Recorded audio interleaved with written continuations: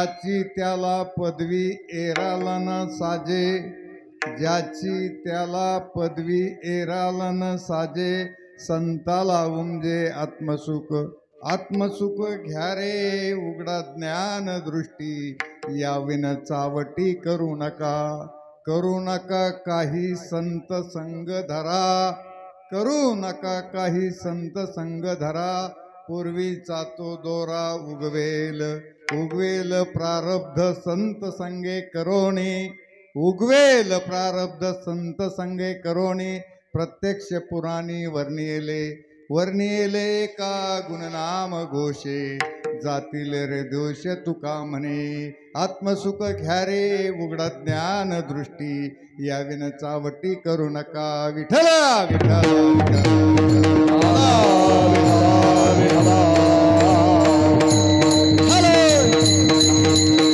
पांडुरंगा करू प्रथम नमन, पांडुरंगा करू प्रथम नमन, पांडुरंगा करू पांडुरंगा करू प्रथम दुसरे चरण संताचे, दुसरे चरण संताची, दुसरे चरण संताची. हे त्यांच्या कृपेने कथे दावित, कृपादाने कथे त्यांच्या कृपेने कथे दावित. कृपादाने कथे बाबाजी सद्गुरुदास तुका, आबाजी सद्गुरुदास तुका, आबाजी सद्गुरुदास तुका तुका. माझी वाणी तुझे वर्णे गुणनाम, माझी वाणी तुझे वर्णे गुणनाम, माझी वाणी तुझे वर्णे गुणनाम, माझी वाणी तुझे वर्णे गुणनाम, माझी वाणी तुझे वर्णे गुणनाम, माझी वाणी तुझे वर्णे गुणनाम, माझी वाणी तुझे वर्णे गुणनाम, माझी वाणी तुझे वर्णे गुणनाम. हरसी दे प्रेम काही कळा, हरसी दे प्रेम काही कळा. माझी वाणी तुझे वर्णे गुणनाम, माझी वाणी तुझे वर्णे गुणनाम. ऐसे देई प्रेम काही कळा, ऐसे देई प्रेम काही कळा.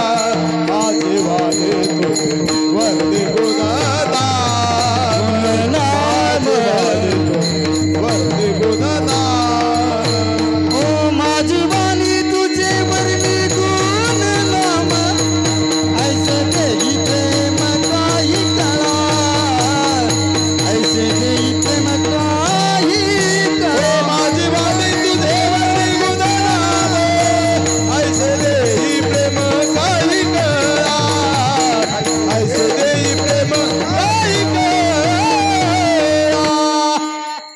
ध्यानमूलं गुरुमूर्ति पूजामूलं गुरुपदं, मंत्रमूलं गुरुवाक्यं मोक्षमूलं गुरुकृपा.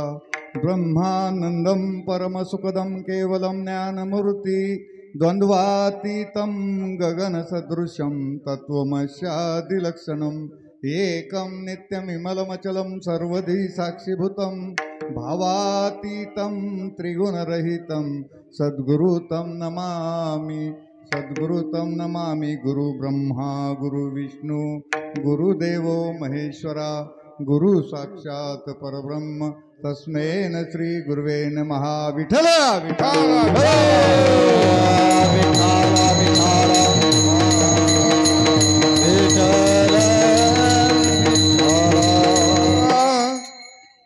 आज तुमचा आमचा सर्वांचा परम भाग्याचा दिवस आहे.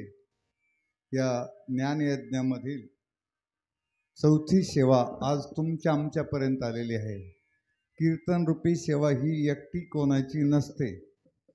त्यामध्ये गायनाचार्य, मृदुंगाचार्य, टाळकरी मंडळी, विनेकरी मंडळी, हार्मोनियम मास्टर इथं नाही का, असो आणि त्यात श्रोते मंडळी, आमचे ताई भाऊ, सर्व साधक भक्त परिवार आणि गावातले ग्रामस्थ मंडळी, भक्तजन, सर्वाला मिळून आपल्याला ही भगवंताची सेवा करायची आहे आणि ती भगवंतानी आपली सेवा स्वीकारली पाहिजे. यासाठी प्रत्येकाने आपापली अटेन्शन ड्युटी करायची आहे. मृदुंगाचार्य तर एकदम चांगलेच आहेत, तरी पण अटेन्शनमध्ये, टाळकरी गायनाचार्य मंडळी अटेन्शनमध्ये, तुम्ही आम्ही सर्वजण अटेन्शनमध्ये राहिलो पाहिजे. बसणाऱ्या मंडळींनी सुद्धा व्यवस्थित बसलं पाहिजे. मधी कोणी उठायचं नाही, गडबड लडबड करायची नाही. आपल्यामुळं दुसऱ्याला व्यत्यय होईल असं काही करायचं नाही, का ती सेवा देवाला आवडणार नाही. देवाला ही अर्पण करायची सेवा आहे, तर देवाने आपला स्वीकार केला पाहिजे. म्हणून प्रत्येक जणांनी आपापले नियम पाळून कीर्तनातली सेवा करायची आहे. विठ्ठल विठ्ठल.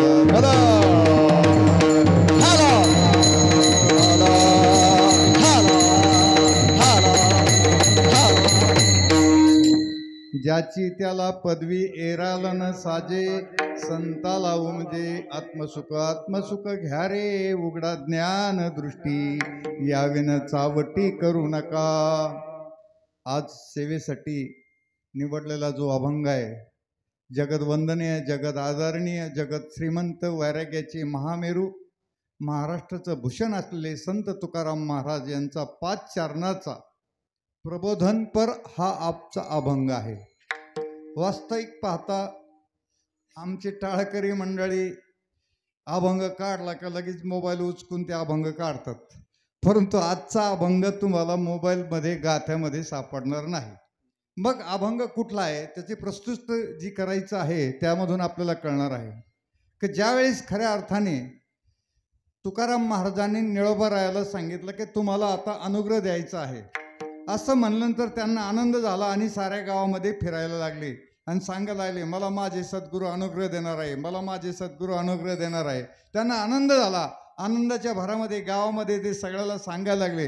परंतु तोपर्यंत इकडं तुकोबाराय सदेह वैकुंठवासी गेले आणि गेल्यानंतर मग गावातला एक शहाणा माणूस भेटला. अरे तू इकडं तुझ्या गुरुच्या नावाने आरडतो, पण तुझे गुरु सदैव गेलेले आहेत, जाऊन बघ. मग गेल्यानंतर त्यांनी पाहिल्यानंतर खरोखर तुकाराम महाराज वैकुंठवासी गेलेले होते. परंतु सद्गुरू माझे खोटं बोलणार नाही एवढी गॅरंटी असल्यामुळं, सद्गुरूवर पूर्ण विश्वास, श्रद्धा, भाव सगळं असल्यामुळं इंद्रायणीच्या तीरावर गेले आणि तिथं जाऊन मात्र त्यांनी ध्यानस्थ बसले आणि जोपर्यंत माझे सद्गुरू येणार नाही तोपर्यंत मी अन्न सेवन करणार नाही असं पण मांडलं आणि त्या ठिकाणी बसले. बरेच दिवस झाल्यानंतर प्रत्यक्ष परमात्मा भगवंत तिथं आले आणि निळोबराय उठ, तुझं उपोषण सोड, मी स्वतः परमात्मा तुझ्या समोर आलेलो आहे. त्याची भक्ती पाहून, सद्गुरूविषयीचं प्रेम पाहून पांडुरंग परमात्मा त्या ठिकाणी उपस्थित झाले. पण निळोबराय त्यांना काय म्हणले, तुझं लागी येथे बोलाविले कोणी, तुझं लागी येथे बोलाविले कोणी, तुझं लागी येथे बोलाविले कोणी, हो प्रार्थना वाचून आला जे का, प्रार्थना वाचून आला, तुझं लागी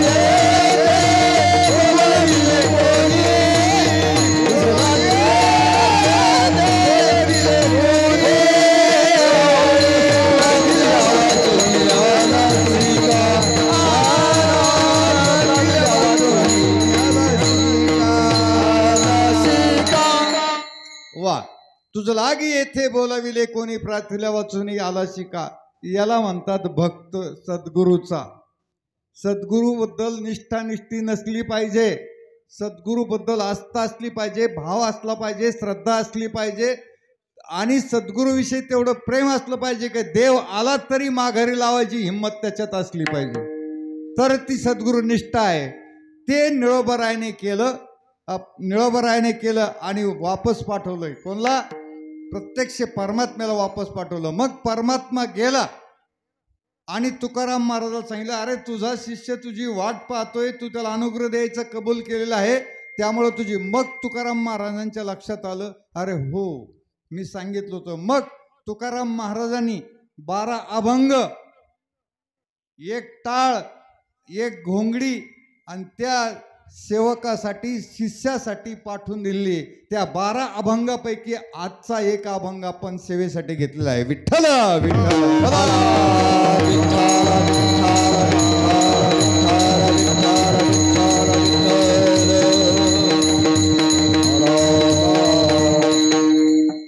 खऱ्या अर्थाने आजचा हा ज्ञानयज्ञ सप्ताह जो चालू आहे त्यासाठी कुठलाही यज्ञ असू द्या, सप्ताह असू द्या, त्यामध्ये संतांची कृपाशीर्वाद असावे लागतात.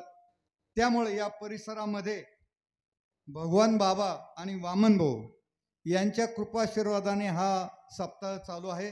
आणि त्याचबरोबर हरिभक्तपरायण साधू महाराज वारे महाराज यांच्या कृपाक्षेत्राने आणि यांच्या मार्गदर्शनाखाली आणि व्यासपीठ नेतृत्व संपूर्ण हरिपाठ, टाकडा भजन आणि ज्ञानेश्वरी पारायण हे सगळं नेतृत्व त्यांच्याकडे आहे आणि त्यांच्या नेतृत्वाखाली हा सप्ताह चालू आहे. म्हणजे याचा अर्थ त्या महात्म्याची आपल्या गावावर चांगली कृपा आहे आणि आपल्या सेवेसाठी त्यांनी वाहून घेतलेलं आहे. आणि यामध्ये हे धर्मकार्य चालू ठेवावं.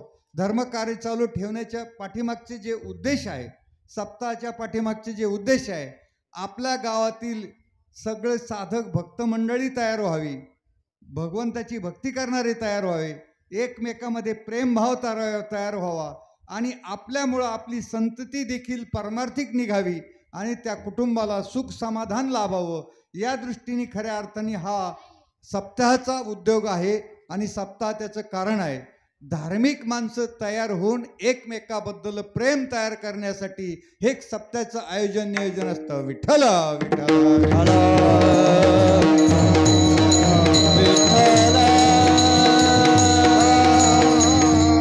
हो. म्हणून खऱ्या अर्थाने आज जो सेवेसाठी अभंग घेतलेला आहे, ज्याप्रमाणे भगवान श्रीकृष्णाने अर्जुनाला गीता सांगितली, अर्जुनाची नि व्याजे गीता प्रकाशे श्रीराजे, संसार एवढे थोर ओझे फिडिले जगाचे. निमित्त कारण अर्जुन होता, पण त्यामध्ये सगळ्या जगाचं कल्याण होतं. त्याचप्रमाणे निमित्त कारण निळोबराय होते, परंतु त्यामध्ये सगळ्या जगाचं कल्याण ह्या 12 अभंगामध्ये आहे. म्हणून तुकाराम महाराजांनी सांगितलं, तुम्ही बाकीचे काही कुठने करू नका, फक्त या 12 अभंगाचा आध्यात्मिक दृष्टीने अभ्यास करा आणि त्याचं अवलोकन करा आणि मग त्या अर्थाने भगवंत तुम्हाला प्रसन्न होणार आहे आणि तुमचं जीवनमान सफल होऊन जाईल. एवढ्यासाठी संतांचा अट्टहास असतो आणि ते पूर्ण करण्यासाठी हे 12 अभंग निळोबरायासाठी पाठवले. आणि त्यापैकी आपण सेवेला घेतलेला हा एक आजचा अभंग आहे. आणि त्या अभंगामधून खऱ्या अर्थाने भगवंताने आणि तुकाराम महाराजांनी देवाची ओळख करून दिली आहे. देव नेमकी कोणता पहा. आता तुमचा सप्ताह चालू झालेला मी वाचलंय पॉम्पलेटमध्ये, 20वं वर्ष आहे. आता 20 वर्षे जर झाले तर 20 वर्षात किती हरिभक्त तयार झाले तुमच्या गावात? मला एक सांगायचं, तुमच्या गावातलं उदाहरण आहे, बाकीच्या गावामध्ये पाहतो जे सप्त्यातले कारभारी असतात तेच माळकरी नसतात. खेदाची गोष्ट आहे. अहो, तुम्ही सप्ताह ज्याच्यासाठी करता त्यामध्ये तुम्ही स्वतः जर दुरुस्त झाले नाही तर जगाला कसं दुरुस्त करणार आहे? म्हणून खऱ्या अर्थाने आपल्यापासून तयारी करायची. कार्यकर्ते मंडळीला माझी हात जोडून नम्रतेची विनंती आहे, तुम्ही चांगलं काम करता याच्याबद्दल वाद नाही, पण तुम्ही स्वतः माळकरी व्हा. नुसते माळकरी नाही तर नामधारक व्हा. नामधारक नाही तर रोज चिंतन नामस्मरण करा. मग तुमचे विचार जगाला पटवून सांगण्याची गरज नाही, ऑटोमॅटिक पटणार आहे. तुम्ही सुखी व्हाल, तुमचं गाव सुखी होईल आणि तुम्ही सर्वाला सुखी करताल यात निश्चित खात्री आहे. परंतु त्या अर्थी आपल्यापासून सुरुवात करावं लागणार आहे. म्हणून कार्यकर्ते मंडळीला सगळ्याला मी विनंती करतो की खऱ्या अर्थाने ह्या चालू वर्षाच्या सप्त्यामध्ये निर्णय घ्या. कोण जी महाराज असतील त्यांच्याकडून तुम्ही माळा घाला आणि भगवंताचं नामस्मरण करायला सुरुवात करा. तुमच्या गावात परिवर्तन झाल्याशिवाय राहणार नाही. जर गणित केलं जर तुम्ही माळकरी झाले नाही तर सप्ताह करण्याला काहीच अर्थ नाही. विठ्ठल विठ्ठल.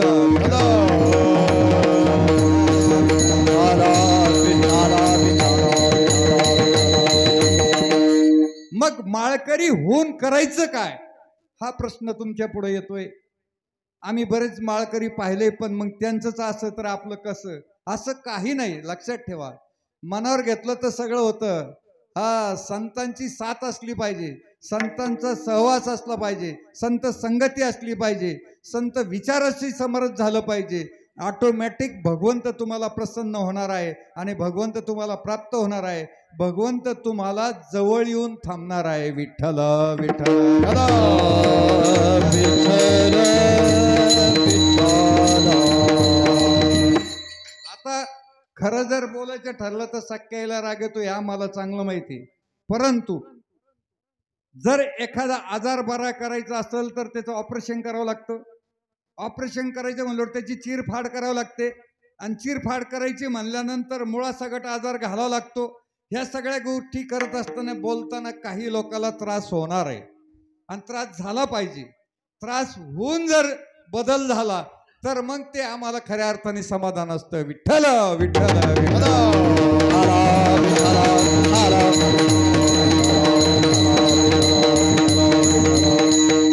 वेळ कमी असल्यामुळं मला पटपट बोलावं लागणार आहे. कमी वेळ आहे, थोडं हरिपाठ जास्त वेळ चालला, त्याच्यामुळं 15-20 मिनिटं गेले, आणि चालीमध्ये म्हणजे जवळजवळ पाऊण तास आपला कीर्तनातला गेलेला आहे. मग राहिलाय पाऊण तास आणि 1 तास. त्याच्यात बोलायचं ना अभंग फार मोठा आणि फार विश्लेषण भारी आहे, परंतु नाईलाज आहे, मला शॉर्टकट मध्ये बोलावं लागणार आहे. विठ्ठल विठ्ठल विठ्ठल.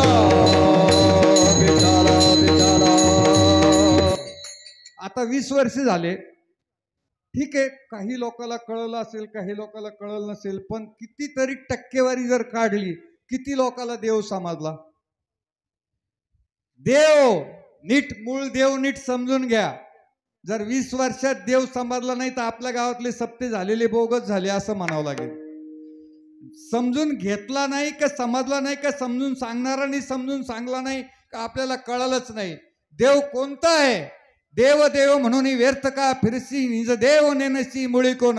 देवा नाही रूप, देवा नाही नाव, देवा नाही गाव कोठे काही. ज्ञानदेव म्हणे भजा आत्मदेवा, अखंडित सेवा करा त्याची. ज्ञानेश्वर माऊलीने कोणता देव सांगितला? आत्मादेव सांगितला. सगळ्या संतांनी, वेदांनी, ग्रंथांनी सगळ्यांनी देव आत्मा सांगितला. देव देव म्हणून व्यर्थ का फिरसी. तू व्यर्थ फिरूच नको, देव तुझ्या जवळच आहे, तुझ्या आत्मधीच देव आहे. आत्मा जर देव आहे असं ज्ञानेश्वर माऊलीचं म्हणणं आहे. पहा, ज्ञानेश्वरी ग्रंथात सुरुवात करताना सांगितलंय, ओम नमोजी आद्या वेद प्रतिपाद्या जय जय स्वसंवेदे आत्मरूपा. देवा तूच गणेशू सकल मती प्रकाशू म्हणे निवृत्तीदासू अवधारी जोजे. वास्तविक पाहता ज्ञानेश्वरीच्या सुरुवातीला सांगितलंय देव कोणता आहे. तेवढ्यासाठी ट्रेलर पहिलं दाखवलं ज्ञानेश्वर माऊलीने, आणि एवढ्यासाठी सारा ग्रंथ आहे. हे जर नाही कळलं तर बाकीचं काहीच कळलं नाही. देव देव सगळ्या संतांनी, वेदाने, तुकाराम महाराजांनी कोणता देव सांगितला? देह देवाचे मंदिर, आत आत्मा परमेश्वर. जशी उसात साखर तसा देहात ईश्वर. तुका म्हणे मूढ जना देव देही का पाहिना. देव कुठं पाहायचं सांगितला? आपण देव कुठं पाहतोय? देव खरा कोणता आहे? आत्मा हाच देव आहे. सगळ्या संतांनी सांगितलं, वेदांनी, ग्रंथांनी, शास्त्रांनी सांगितलंय. चौवेदी जाना, षटशास्त्री कारण, 18 पुराण. हरी कोणता? खाल्ल्या गल्लीचा का वरच्या गल्लीचा?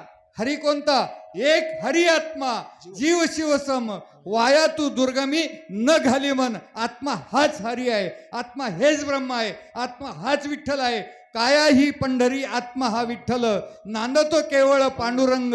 वास्तविक पाहता देव आत्मा आहे. मग तुमच्या गावात बिगर आत्मेचे किती लोक आहेत? किती लोक आहेत तुमच्या गावात बिगर आत्मेचे? अरे तुमच्यातच देव आहे, अरे तुम्हीच देव आहे, तुमच्यातच आहे, पण तुमच्यातलाच तुम्हाला कळालेलं नाही. आणि हे कळून घेण्यासाठी आपल्या आयुष्यामध्ये सद्गुरू आणि संत यायला पाहिजे. गुरुचं काम नाही, गुरु हे तुम्हाला देवाबद्दल बोलत राहतील, सांगत राहतील, पण देव कळू देणार नाही. सद्गुरू हे देवाला प्रत्यक्षात अनुभवाला आणून देणारे असतात. त्याला सत म्हणजे सत्य. सत्य फक्त आत्मा आहे. आत्मा सत्य जगनिमित्त, आत्माच देव आहे. हे सगळं वेदांनी, ग्रंथांनी, शास्त्रांनी, संतांनी सगळ्यांनी सांगितलेलं आहे.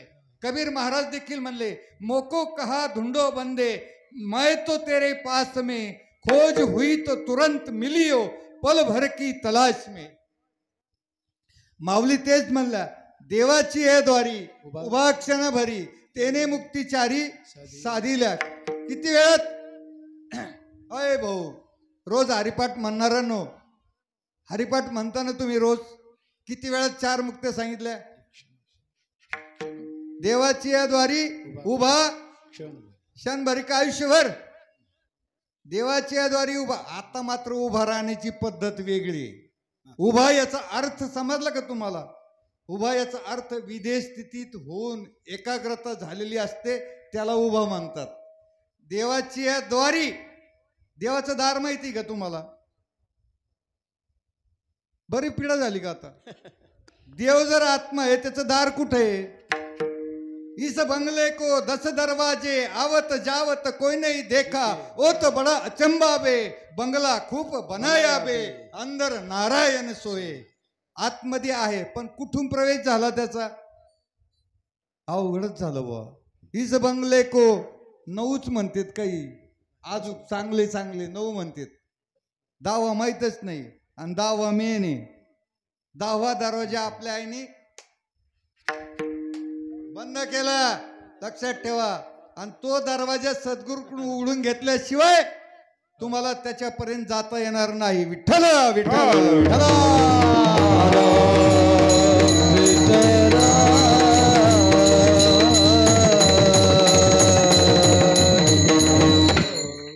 मला काय म्हणायचं, बंगला आहे, बंगला, बंगल्याला दरवाजा आहे, खिडक्या आहे, सगळे काय. खिडक्या कायसाठी हो? बंगल्याच्या खिडक्या कशासाठी आहे? खिडक्यातून बाहेर उड्या मारायसाठी आहे का प्रकाश आतमध्ये, हवा आतमध्ये यायसाठी आहे? दरवाजा कायसाठी आहे?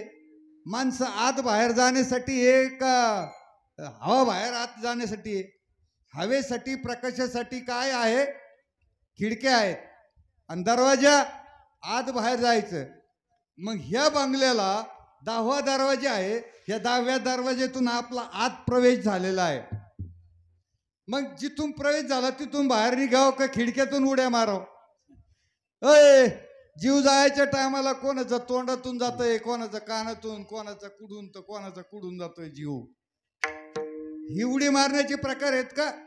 म्हणून जीव कसा गेला पाहिजे, कुठून गेला पाहिजे, त्याचा 10वा दरवाजा जर उघडलाच नाही तर त्याला नाविलाजाने खिडक्यातून उड्या मारायची पाळी येते. म्हणून आपला 10वा दरवाजा सद्गुरूकडे जाऊन उघडा करून घ्या, आणि ते उघडा झाल्यानंतर मग दरवाज्यातूनच आपण बाहेर पडू. विठ्ठल विठ्ठल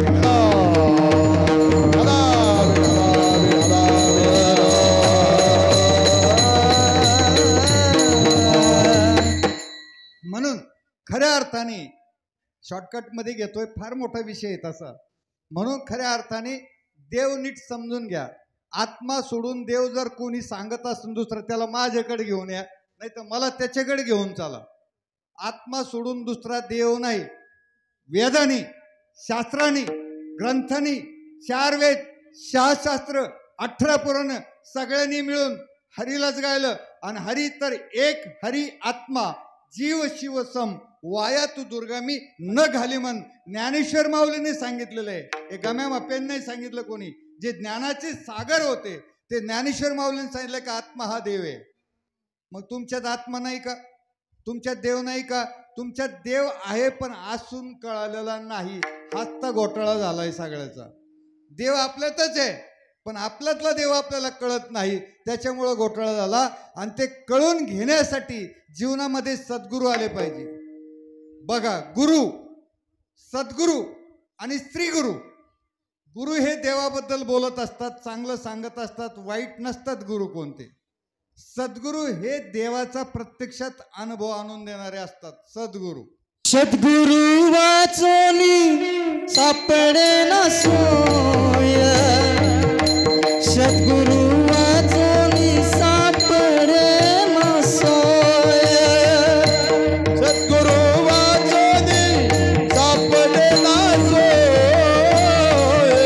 सद्गुरु वाचोनी सापडे ना सोय, सद्गुरु वाचोनी सापडे ना सोय, सद्गुरु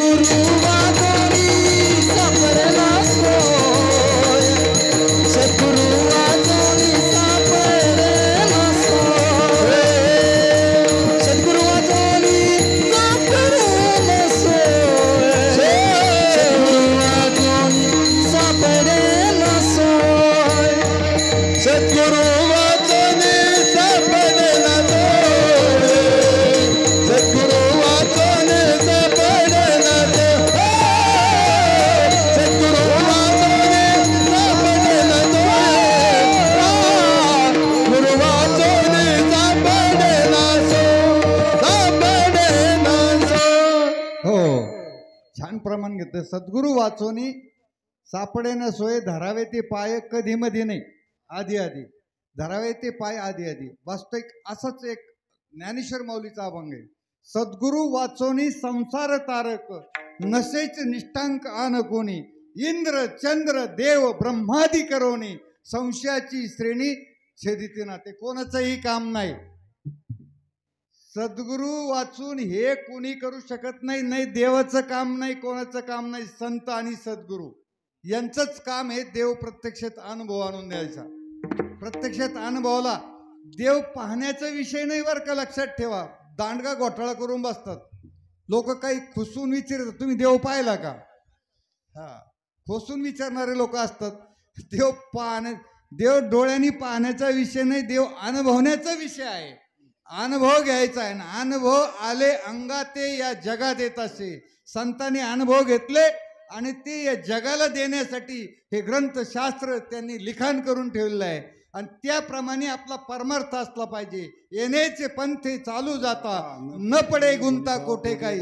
ज्या मार्गाने संत गेले त्या मार्गाने जर आपण पारमार्थिक मार्ग स्वीकारला आणि त्याच पद्धतीने नामस्मरण केलं, चिंतन केलं, ध्यान केलं तर तुम्हाला तुमच्यात असलेला आत्मस्वरूपाचं ज्ञान झाल्याशिवाय राहणार नाही. विठ्ठल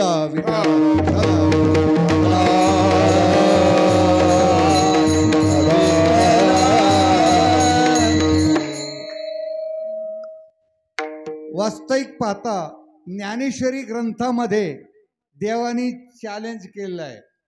तुला जर माझ्याकडे यायचं आहे ना, माझं स्वरूपाचं ज्ञान तुला अवलोकन करायचं आहे ना, तर तू मला आला पाहिजे, शरण आला पाहिजे. कसा आला पाहिजे? देहाची विदेह स्थिती झाली पाहिजे. मी काय म्हणतो, देव देव करणाऱ्यांनो, मोक्कार देवाच्या गडबडीत पडू नका.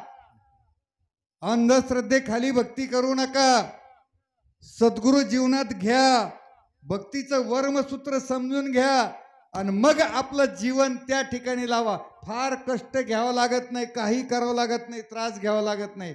विनासायास वर्मसूत्र जर हातात भेटलं तर परमार्थ देव अनुभवायला टाइम लागत नाही.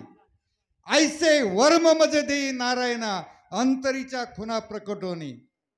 अंतरातल्या खुना प्रकट झाल्या पाहिजे, परंतु त्याचं सूत्र आहे, त्याचं वर्म आहे आणि ते मात्र फक्त सद्गुरूकडेच आहे. आणि त्यांना परंपरेने अधिकार आलेला आहे. त्यांनाच ते ट्रान्सफर दुसऱ्यामध्ये करता येतं, अन्यथा करता येत नाही. विठ्ठल विठ्ठल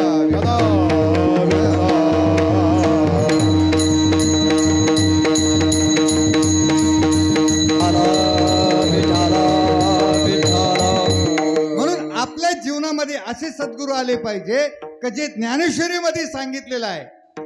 जोपर्यंत देहाची विदेह स्थिती होत नाही तोपर्यंत तू माझ्यापर्यंत येऊ शकत नाही, असं भगवंताचं म्हणणं आहे. देहाला घेऊन देवापर्यंत जाता येत नाही. देहाला सोडूनच, देहात असून विदेह स्थिती त्याला म्हणतात. देहात असून नसणे. देहात असून नसण्याची ज्यावेळेस क्रिया होते त्यावेळेस देव त्या जीवाचा स्वीकार करत असतो. तोवर देव स्वीकार करत नाही. हे गबाळ घेऊन चालत नाही. ह्या गबाळाला सोडण्याची तयारी असली पाहिजे. हा, नुसतं म्हणायचं का देह जावो अथवा राहो पांडुरंगी, हे पाठ करून ठेवलंय सगळ्यांनी, पण त्याप्रमाणे होतंय का? देह गेलाय का? आणि कोण म्हणतं जात नाही? या आपल्याकडं कस काय जात नाही? देहाला कसं सोडित नाही ते आपण बघू. कोण म्हणतं? आज माहितीये का, तरटे गुरुजी एक अधिकारी माणूस झालेला आहे तुमच्या डोईठांमध्ये. आणि त्यांचे आज साधक भक्त परिवार या ठिकाणी आलेले आहेत. तुमचे दादेगावचे लोक या परिसरातून आलेले आहेत.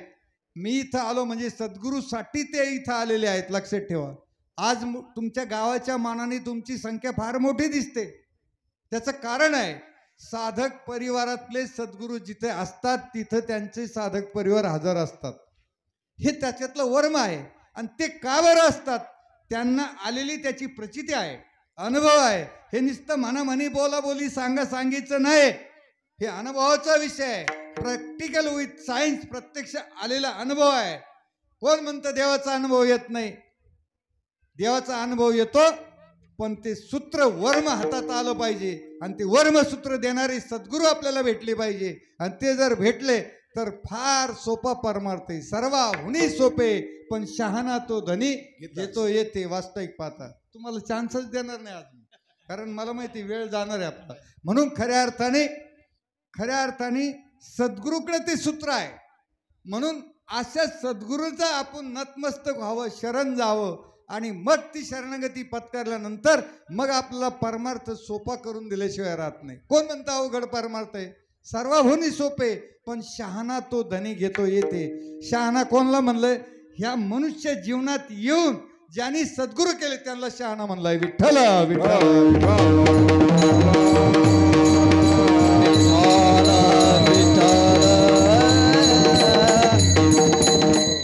म्हणून ही प्रक्रिया आज बी आहे. ती ज्ञानेश्वर माऊलीच्या काळात होती, तुकाराम महाराजच्या काळात होती, एकनाथ महाराजच्या काळात, आज नाही का? अरे नाम तेच आहे. युग येतील जातील पण नाम एकच आहे. अनेक नाम नाही, नाम एक आहे. एक नाम हरी, बाकी सब दुकानदारी. एक नाम हरी, बाकी सब दुकानदारी. सगळ्याचे धंदे चालू आहेत, पण एकच नाम आहे. ते नाम जर आपल्याला भेटलं तर आपल्या जीवनाचं मनुष्य जन्म मिळाल्याचं सार्थक झालं. विठ्ठल विठ्ठल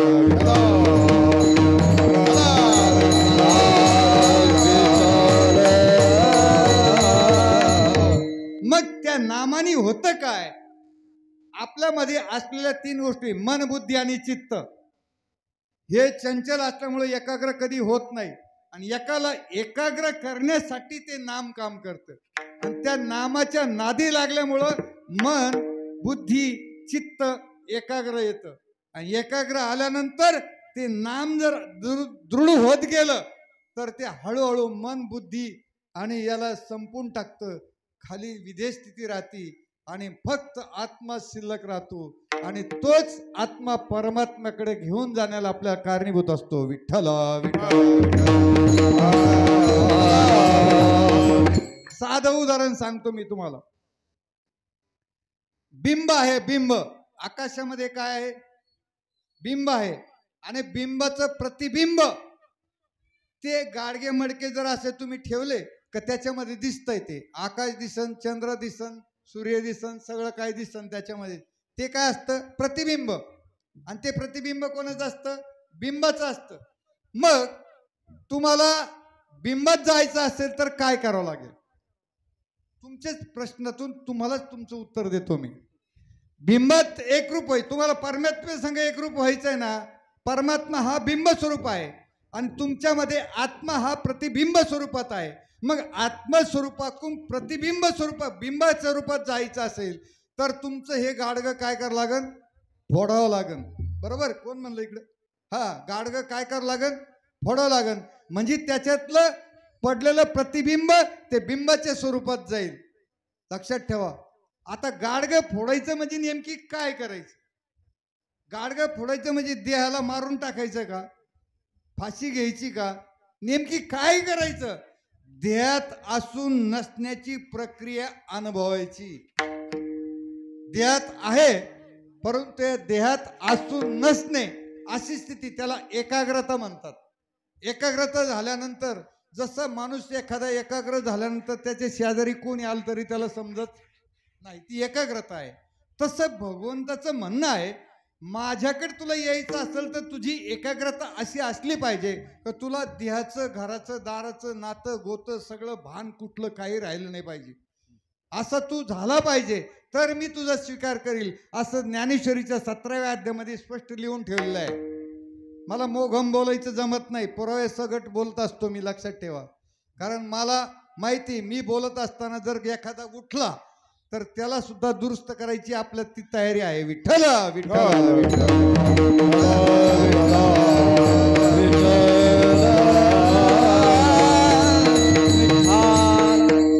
म्हणून खऱ्या अर्थाने विचार जर केला, ही स्थिती प्राप्त करून देणारे काही येड्या गबाळाचं काम नाही, हे कोणाचं काम नाही, हे गुरुचं काम नाही, सद्गुरूचं काम आहे, हे कोणाचंही काम नाही.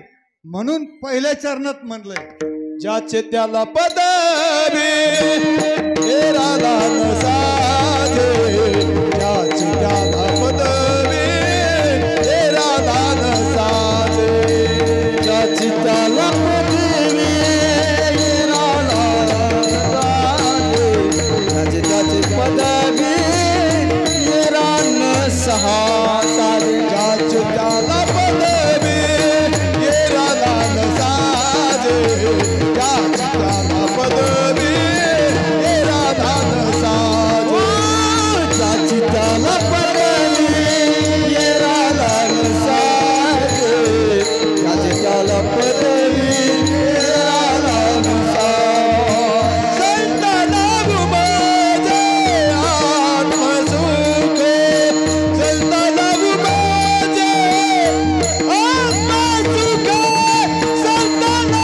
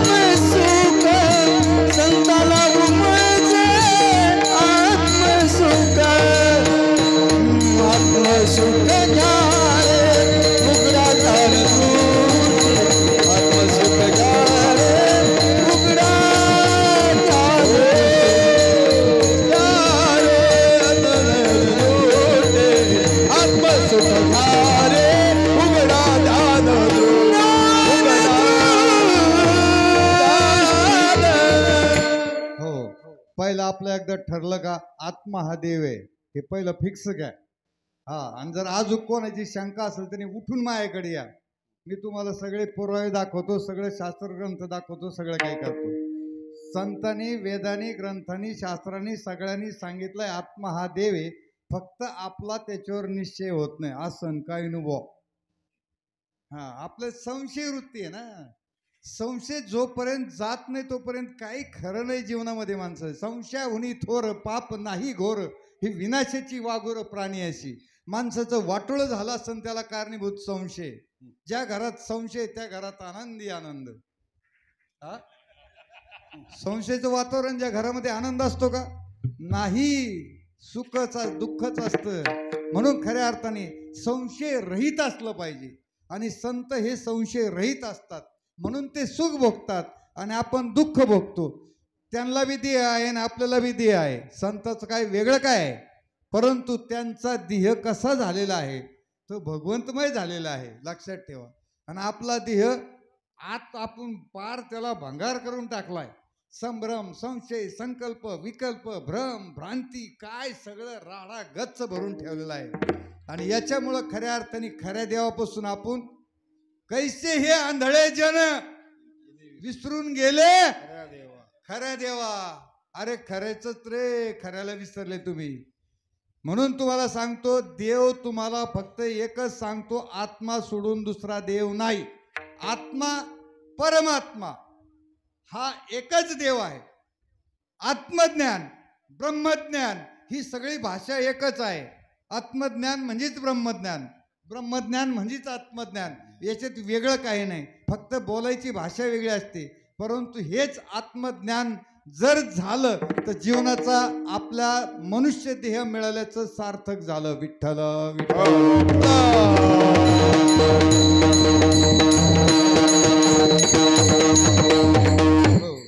आता विषय सुखाचा घेऊ, पटपट आवरू. आता सुखाचा विषय तर एवढा मोठा आहे, रातभर जरी कीर्तन केलं तरी सुखाचा विषय संपणार नाही. कारण मी तुम्हाला सांगतो, तुम्ही झोपल्याच्या नंतर उठल्यापासून तर परत झोपेपर्यंत सगळी खटपट कायसाठी चालली आपली. अय अय पुढं बसले नुसते मुंडके वर करू नका. मी विचारतो काय, तुम्ही झोपातून उठल्यापासून तर परत झोपेपर्यंत रात्रंदिवस काबाड कष्ट करता. तुम्ही रात्रंदिवस उलफटे पारफटे होऊन सगळं काय करता, याचं कारण काय? कशासाठी चाललंय तुमचं हे सगळं? तुम्हाला काय पाहिजे? शाब्बास. तुम्हाला काय पाहिजे? कोणतरी म्हणा ना दुःख पाहिजे. एवढ्यातून एखादं तरी उभा राहा, मला दुःख द्या बाबा, मला दुःख द्या. असं म्हणणारी कोण होती? एक महाभारतामध्ये कुंतीनं दुःख मागितलं होतं. कारण आपल्याला देवाचं ध्यान कधी येतं? तुम्ही आजारी पडल्यावर दुःखी झाल्यावर येतं का तुम्ही आनंदात असल्यावर येतं? अय तेव्हा तर तुमचं नशीबू फळलं तुमचं त्यावेळेस चांगलं झाल्यावर, आणि दुःख झालं देवा. हा कसं आहे रे आपलं? म्हणजे दुःखातच देवाचं ध्यान होतं. म्हणून कुंतीने दुःख मागितलं. लक्षात ठेवा. तुका म्हणे करी फकीराच्या परी, रात्रंदिवस हरी येऊ दे मुखी वास्तविक पाहता. तुकाराम महाराजांनी देवाकडे हेच मागितलं होतं. मला काय करायचं असेल फकीर कर, काय कर, भिकारी कर, काय तुला करायचं ते कर, पण माझ्या मुखातून सतत हरी येऊ दे. एवढं मागितलं कोणी? तुकाराम. आपण काय मागतो? अय पंढरपूरला जाणार आहे नो, यादी संगच राहती. अरे गचंडी ते लोटून देते तिथून, तरी यादी तुमची बाहेर काढूस तर बाहेर गेले तुम्ही. लक्षात ठेवा. किती याद्या, किती नवस, किती काय काय करतय कोण कशासाठी. परमार्थामध्ये तुम्हाला काही मागायचं सांगितलं का संतांनी? अरे जो काही मागत नाही तोच देवाला आवडतो. बर साधं उदाहरण तुम्हाला सांगतो. तुमच्या गल्लीत आलेला भिकारी, तुम्ही कामात असताना जर काही मागायला आलं, तुम्ही काय म्हणता? हे चल व्हाय पुढं, है का नाही? आणि तुम्ही विचार करा, पंढरपूरला तुम्ही जाता, एवढा त्रास घेत जाता, आणि तिथं जाऊन देवा पुढं काय मागत, मग तुम्ही कोण आहे? भिकारी आहे का नाही? का साव भिकारी? अरे भिकारीच ना. भिकारपणातलं त्यातल्या त्यात कोण काय मागत हे त्या भिकारपणातले लक्षण आहेत. लक्षात ठेवा. देवाला काय मागायचं? संतांचे विचार डोक्यात घ्या. संत संघ देव बोलत होता, काम करू लागत होता, सगळं होता, तरी बी संत त्यांना काय मागत होते? तुझ्याशिवाय मला बाकीचं काहीच पाहिजे नाही. देवा तुझंच मला फक्त दर्शन होऊ दे, रात्रंदिवस तू माझ्यापाशीच राह, बाकी मला तू काहीच देऊ नको. अरे साधं गणित तुम्हाला समजत आहे का? राजाची कांता काय भीक मागे, मनाची जोगे सिद्धी पावे. राजाची बायको झाल्यानंतर तिला म्हण लागतं का शेजारणीला, ए मला मिरच्या देती का, लसूण देती का, हा एखादा कांदा देती का? भाजीला कमी पडाय. राजाच्या बायकोला कमी पडेल का? तिची व्यवस्था पण तशी असते. अवदसा निमाली दरिद्रा, ओ अवदसा निमाली दरिद्रा, अवदसा निमाली दरिद्रा, अवदसा निमाली दरिद्राची दरिद्राची दुर्बलाची कल्ला समाधान केले, दुर्बलाची कल्ला समाधान केले, अवदसा निमाली दरिद्रा, अवदसा निमाली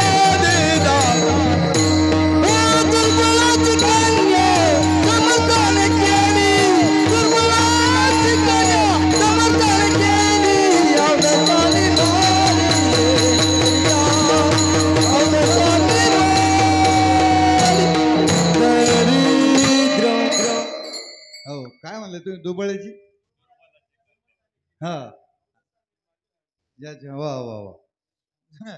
दुर्बळाची असली पण ती झाली कोणाची? राजाची. झाल्यानंतर तिला काही कमी आहे का? काहीच कमी नाही ना. तसं आपण देवाचं व्हा ना. अगोदरच सौदे 5 रुपयाचं नारळ आणि 5 लाखाचा सौदा, कोर्टाचा निकाल माया लागू दे, माया बाजून लागू दे. अरे काय धंदे चाललेत? एवढं येडा आहे काय देव? आपल्यालाच कळत आणि त्याला काही कळत नाही. पण मजा पाहतोय तुमची. किती नादी लावितोय मला, किती नादी लावितोय मला. देवी पाहतो ना मजा तुमची. अरे अशा भ्रमात राहू नका. देव एवढा येडा नाही. देवाला सगळं कळतंय. तुम्ही काही देऊ नका, तुमचा भाव द्या. भाव भाव बळे कळे एरवी न कळे करतळी आवळे तैसा अंतरीची घेतो गोडी अंतरीची घेतो गोडी गोडी गोडी अंतरीची घेतो गोडी गोडी हो अंतरीची घेतो गोडी अंतरीची घेतो गोडी पाय जोडी भावाची अंतरीची घेतो जोडी पाय जोडी भावाची पाय जोडी भावाची देव सोयरा देव सोयरा सोयरा अंतरीची घेतो गोडी पाय जोडी भावाची भावाची भाव महत्वाचा आहे. अंतरीची घेतो गोडी पाहे जोडी भावाची भाव पाहिजे. भावाशिवाय परमार्थामध्ये भाव सगळ्यात महत्वाची गोष्ट आहे. भाव श्रद्धा आणि विश्वास याच्यावर तुमचं भवितव्य पारमार्थिक अवलंबून आहे. तुमच्यामध्ये भाव किती आहे? फार मोठा गायन चार्य झाला म्हणजे देव त्याला प्रसन्न होईन अजिबात डोक्यातून काढून टाका. पण त्याच्यात जर भाव असेल त्या भावाने जर तो बोलत असेल आणि म्हणत असेल तर मग मात्र देव तिथं प्राप्त असतो. विठ्ठल विठ्ठल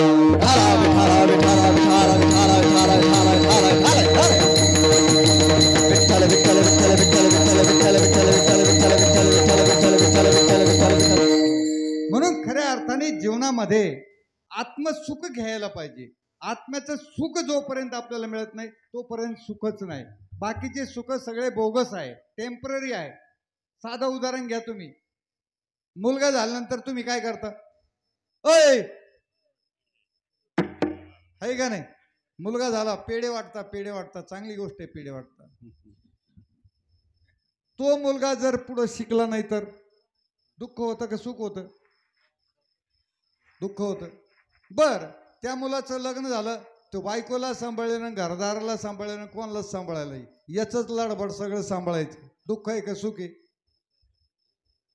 बर सगळं झालं आणि एवढं करून तो मुलगा जर विचित्रच निघाला ना, आई बापाला दगड आणायला लागला, सुख झालं दुःख झालं? ए पेढे वाटणाऱ्यांनो, सुख आहे का दुःख?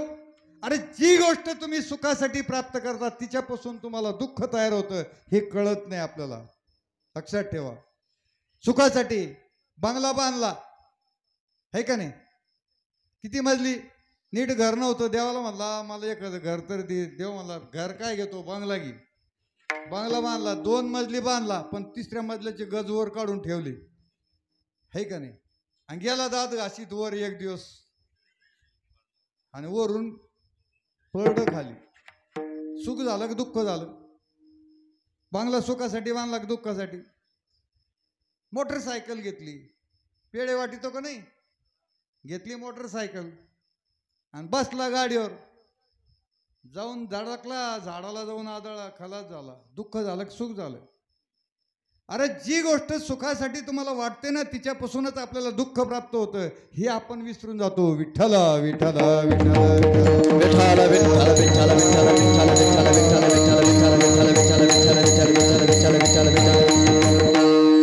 सुख पाहता जवा पाडे, दुःख पर्वता एवढे. थोड्याशा सुखासाठी आपण लागन तेवढे दुःख पाहतो, परंतु खऱ्या अर्थाने आपल्याला सुख सापडत नाही. सुख का सापडत नाही? सुखाचा विषय वेगळा आहे आणि आपण कशालाही सुख समजतो. व्यावहारिक जे सुख आहे ना याच्यात सुख नाही. संसारात सुख नाही. संसार दुःखामुळे चहूकडे इंगळ, सुख नाही कोठे रात्रंदिवस. तर मग मी म्हणूनच देणार नाही. विठ्ठल विठ्ठल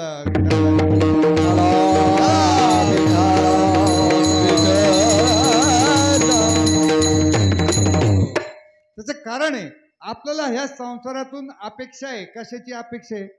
सुख प्राप्त व्हायची. पण संसारात सुख आहे का? नाही. सगळ्याला माहिती तरी पण याना देतो की नाही? कियाना पाडून घेऊन याना देतो आहे का नाही? काय पाडितो? कियाना पाडून देऊ याना देतो तरी पण सुख भेटत नाही. जर असं कोणी सुखी तर मला येऊन भेटा, मी सुखी आहे बाबा, काय सांगू तुम्हाला, मा इतकं सुख मलाच आहे. मग मला भेटा, मी त्याला सांगतो तू काय सुखी. वास्तविक पाहता सुख पाहता जवा पाडे दुःख पर्वता एवढे. सुख जर मिळतच नाही मग सुख नाही का, सुख आहे पण सुखाचा विषय आपला बदललेला आहे. त्याच्यामुळं दोन गट पडलेत, एक संतांचा गट आणि एक सांसारिक जीवाचा गट. संतांच्या गटाला सुख माहिती आहे, किंबहुना सोये जीव आत्म्याशील आहे, तेथे जे होय तया नाम सुख. सुख कुठे आहे? संतांनी सांगितलं किंबहुना सोये जीव आत्म्याशील आहे, तेथे जे होय तया नाम सुख. थोडी अवघड भाषा आली, मी सोप्या भाषेत सांगतो, हरिपाठातली भाषा. जीव शिव सम वाया तू दुर्गमी न घाली मन. जीव शिव एकत्र येतो त्यावेळेस त्याला जी क्रिया होते त्या नाम सुख. विठ्ठल विठ्ठल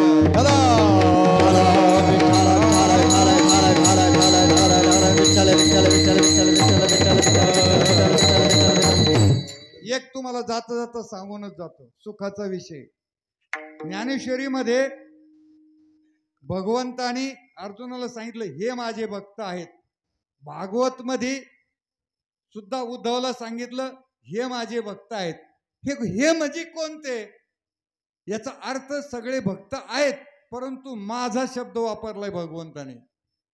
भागवत मधला 14 अध्याय, हा भागवत मधला 14 अध्यायामध्ये 22व्या श्लोकामध्ये स्पष्ट सांगितलेलं का हे माझे भक्त आहेत असं. हे आणि हे करताना त्याच्या खाली वर्णन केलेलं आहे.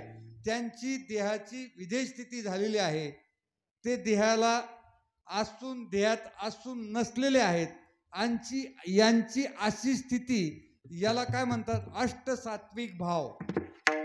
यांचे जे अष्टसात्विक भाव झाले, यांच्या डोळ्यातून पाण्याच्या धारा लागलेल्या आहे, यांचं शरीर थरथर कापतं आहे, यांनी शरीरावर विश्वास ठेवलेला नाही, देह भान झालेले आहेत, असे जे भक्त आहेत ते माझे भक्त आहेत असं भागवत मध्ये 14व्या अध्यायात 22व्या श्लोकामध्ये सांगितलेलं आहे. ज्ञानेश्वरीमध्ये देखील सांगितलंय. ज्ञानेश्वरीमध्ये 9व्या अध्यायात 34वा श्लोक, ज्यावेळेस संजय धृतराष्ट्र यांचा संवाद चालू असताना भगवंताकडे लक्ष गेल्यानंतर संजयची जी अवस्था झाली त्याला अष्टसात्विक भाव झाले आणि त्यावेळेस सांगितलं की हा माझा भक्त आहे. विठ्ठल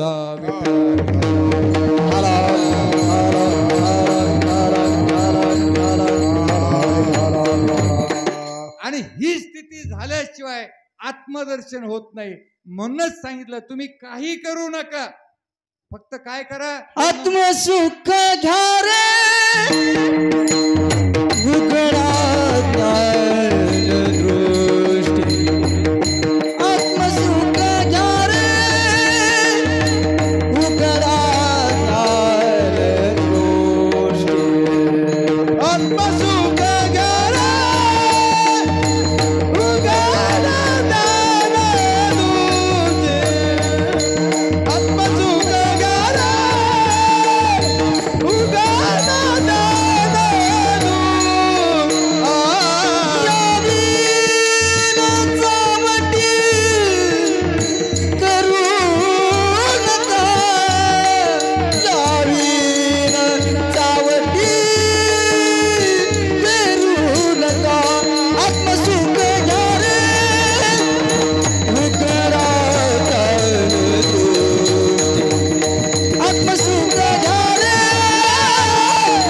उघडा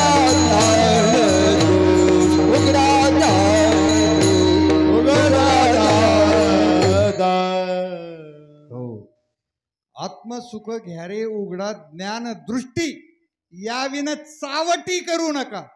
काय शब्द वापरलाय? चाटळपणा करू नका परमार्थात, चावटपणा करू नका परमार्थात. हे संत कधी बोलतात?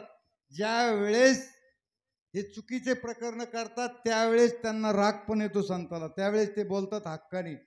हा चावटपणा करू नका, चावट शब्द वापरलाय. तुम्ही जर ही गोष्ट सोडून बाकीचा चाटळपणा करीत असेल तर त्यासाठी चावट शब्द वापरला. चावटी करू नका, आत्मसुख घ्या, याच्यापेक्षा दुसरं काही करू नका. स्पष्ट सांगितलेलं आहे. आत्मसुख घ्या, आत्म्याचं सुख घ्यायचं म्हणजे याचा अर्थ आत्म्यापर्यंत जाण्यासाठी तुम्हाला काय करावं लागेल? देहाला सोडावं लागेल. देहाला सोडावं लागेल म्हणजे देहात असून नसणे ही प्रक्रिया व्हायची. आणि होत नाही का? तुमच्या या परिसरात डोईठण गाव आहे, तिथं जवळजवळ 400-400 साधक आहेत. दादे गाव आहे, इथं 200-300 साधक आहेत.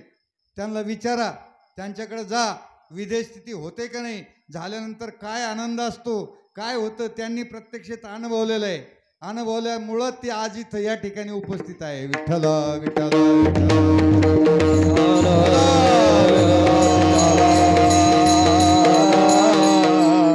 मला काय म्हणायचं, परमार्थ बोलाबोली म्हणाम्हणी सांगायचं आहे का अनुभवाचा आहे? साधी गोष्ट आहे. परमार्थामध्ये अनुभव महत्वाचा आहे. म्हणून बोलाबोली हे बोलाचे नव्हे, शास्त्र आत्मा अवतरिते मंत्र अक्षर ये हे गीतानाम विख्यात सर्व वाङ्मयांचे मतीत. आत्मा जेणे हस्तगत रत्न होय. सगळ्या वेदांनी ग्रंथांनी शास्त्रांनी आत्मा हा सोडून देव वापरलेला नाही शब्द दुसरा. आत्माच देव आहे आणि तो आपल्यात आहे, पण असून नसणे कळणे नाही हा आपला अज्ञानपणा आहे. आणि ते कळणे म्हणजे ज्ञान आहे, ते न कळणे म्हणजे अज्ञान आहे. अज्ञान भ्रम भ्रांती याच्यामुळे आपल्याला अज्ञान झालेलं आहे. म्हणून आपल्यातला भ्रम काढण्यासाठी नामरूपी साधन आहे. त्या नामानेच आपला भ्रम निघू शकतो, तसा निघत नाही. आता नामात बी घोटाळे केले, मी शेवटच्या चरणात सांगणार आहे तुम्हाला. विठ्ठल विठ्ठल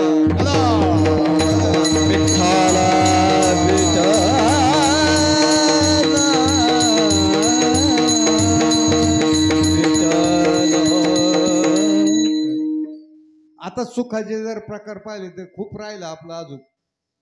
खूप मोठे सुखाचे प्रकार आहेत, लक्षात ठेवा. सुखाचे जर व्यवहारावरून पाहिले ना, तर गुणावरून जर पाहिले तर रजगुण तमगुण सत्वगुण हे सुखाचे प्रकार आहे. रजगुणामध्ये अगोदर सुख प्राप्त होतं, नंतर त्याचं दुःख प्राप्त होतं.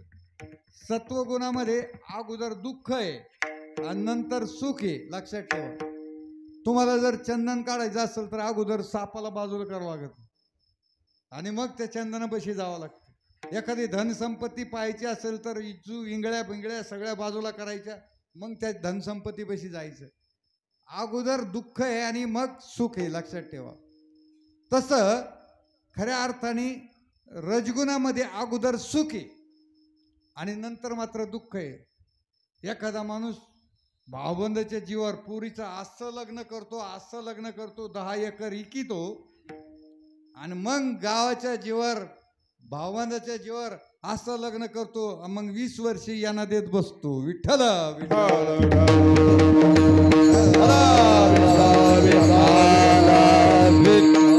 रजगुणाचा विषय सांगतो. अगोदर त्याचं सुख असतं. समजा तुमच्या गावात एखादा मंत्री आला, कोण आला मंत्री, पंतप्रधान आला समजा तुमच्या गावात, धरू गृहीत आपण, कारण बाकीचे पुढारी मंत्री बिंत्री सगळे मिळून ठरलं. तुमचं काय गावाचं नाव? गीतेवाडी. गीता जिथं गीतेचं ज्ञान आहे अशी ती गीतावाडी. गीता नावाचे लोक आहेत म्हणून गीता आहे. आड नावाचे लोक आहेत. परंतु आड नावाचे लोक ज्याप्रमाणे खऱ्या अर्थाने नावात येते ना गीतेप्रमाणे, त्यावेळेस त्यांना खरं कळन. विठ्ठल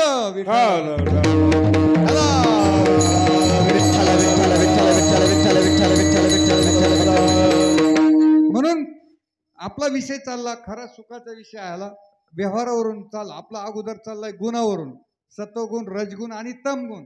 तमगुणामध्ये अगोदर बी सुख नाही, नंतर बी सुख नाही, कधीच सुख नाही. दारू पिताना सुख आहे का? वाकडं तिकडं तोंड, कसं तोंड करतो दारू पिणार? चांगलं तोंड राहतं का त्याचं? वाकडं तिकडं तोंड करून पितो म्हणजे तेव्हा बी सुख नाही, आणि पेल्यावर बी सुख नाही. आणि लईच प्याला तर रट्टे खाऊन बी आजार आहे का नाही? घरी रक्त भांबाळ झाल्यानंतर घरचे बी परत त्याच्यावर तुटून पडतात. म्हणजे त्याला सुख कधी आहे? अगोदर बी नाही, नंतर बी नाही. तमगुणी म्हणजे याचा अर्थ तमगुण कशामुळे? जी गोष्ट खायची नाही ती गोष्ट खाणे, जी गोष्ट प्यायची नाही ती पिणे, त्याच्यामुळं त्याच्यामध्ये तमगुण आहे. शिळं पाकं खाणे, मांसाहार वगैरे सगळं आणखी काय खाणे, त्याच्यामध्ये तमगुण येतो. रागीट भांडणं तणणं, असे माणसं कुठं जरी गेले तर तिथं भांडणं झाल्याशिवाय राहत नाही. असे गावात शॅम्पल असते. तुमच्यात नसन, तुमच्या गावात चांगली गोष्ट आहे नाही, पण आमच्या तिकडं आहे. प्रत्येक गावात एक एक शॅम्पल आहे. ते जिथं गेला ना थोड्या वेळा तिथं भांडणं झालेच पाहिजे. विठ्ठल विठ्ठल विठ्ठल.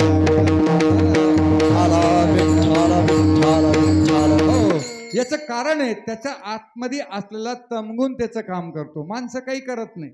माणसामध्ये जे गुण असतात ना तसे माणसं वागत असतात. सत्वगुणाचे माणसं चांगले वागत असतात. त्याचं कारण आहे त्यांचं स्वतःच्या कष्टाचं खाणं, शिवाय पालेभाज्या, स्वच्छ अन्न खाणं, शुद्ध अन्न, घरचं अन्न खाणं, याच्यामध्ये सत्वगुण तयार होतो. आणि सत्वगुणी माणसं कोणाचं वाटोळं होऊ नये, आपलं होऊ नये, लोकांचं होऊ नये. एखाद्याचं होत असेल तर त्याला जाऊन समजून सांगणार, बाबा तिकडे जाऊ नको, तुला मारायला लोक येणार आहे, तू इकडे गल्लीन जाय. ते म्हणतो का म्हणून, जाय बाबा तुला जायचं म्हणून. म्हणजे सत्वगुणी माणसं असे असतात, समजून सांगायचं काम करतात. ऐकायचं का नाही ऐकायचं त्याचा विषय नसतो. हे सत्वगुणी लोकांचं काम आहे. रजगुणी लोकांचं काम आयुष्यमध्ये काम असतं. अगोदर चंगळ मजा करून घ्या, नंतर दुःख भोगीत बसा.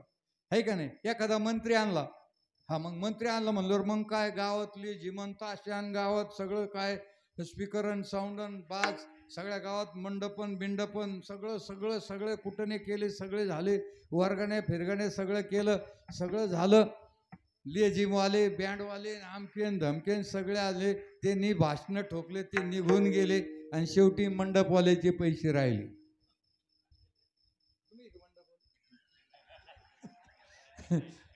सप्त्यातलं नाही सांगत मी, मंत्र्याच्या कार्यक्रमातलं सांगतो. आणि मग त्यांचे भांडणं त्याच्यावरून, पैसे कोण देते, ते म्हणतो जाय त्याच्याकडे, हे म्हणतो जाय त्याच्याकडे, हे म्हणतो जाय त्याच्याकडे, असे भांडणं चालू राहतात. आता विचार करा, अगोदर मजा केली, हौस केली, सगळं केलं, सारं गाव, पण तिथं कोणाचाच पत्ता नाही.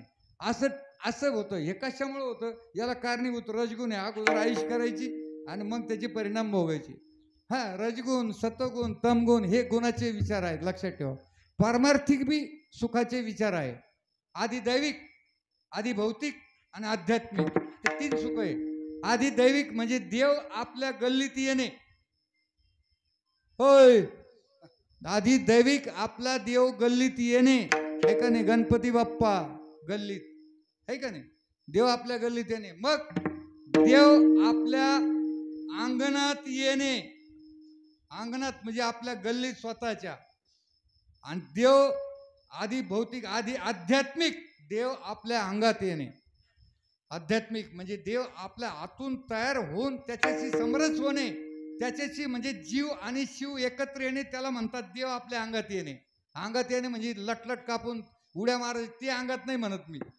अंगात येणे म्हणजे शरीरामध्ये असलेले गुणधर्म एकत्र येऊन त्यामध्ये देव स्वरूप त्याला प्राप्त होणे, याला म्हणतात अंगात येणे. हे धार्मिक सुखाचे प्रकार आहे. विठ्ठल विठ्ठल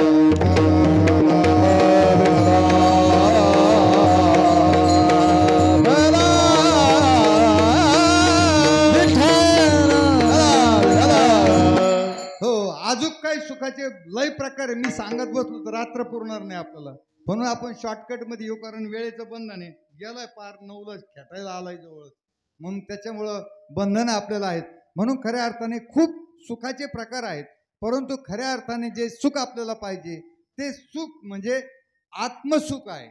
आणि ते आत्मसुख घ्या रे उघडा ज्ञानदृष्टी, याविना चावटी करू नका, 2 नंबरच्या चरणामध्ये सांगितलं आहे. आणि यासाठी काय करावं लागेल तुम्हाला, तर ते 3 नंबरच्या चरण करू नका काही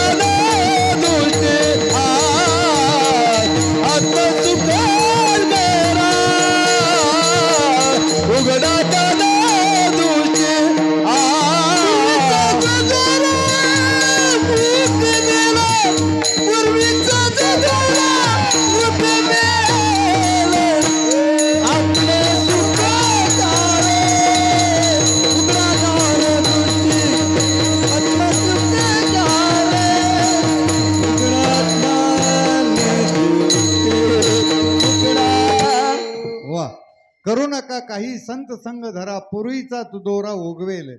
तुम्ही काही करू नका, संतांच्या संगतीत राहा, शरणागतीत राहा, श्रद्धा विश्वास ठेवा.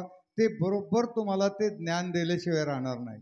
त्यांच्या संगतीत राहिलं पाहिजे आणि ते ज्ञान जर आपल्याला मिळालं तर आपल्या जन्माचं आलेलं सार्थक आपल्याला प्राप्त होतं.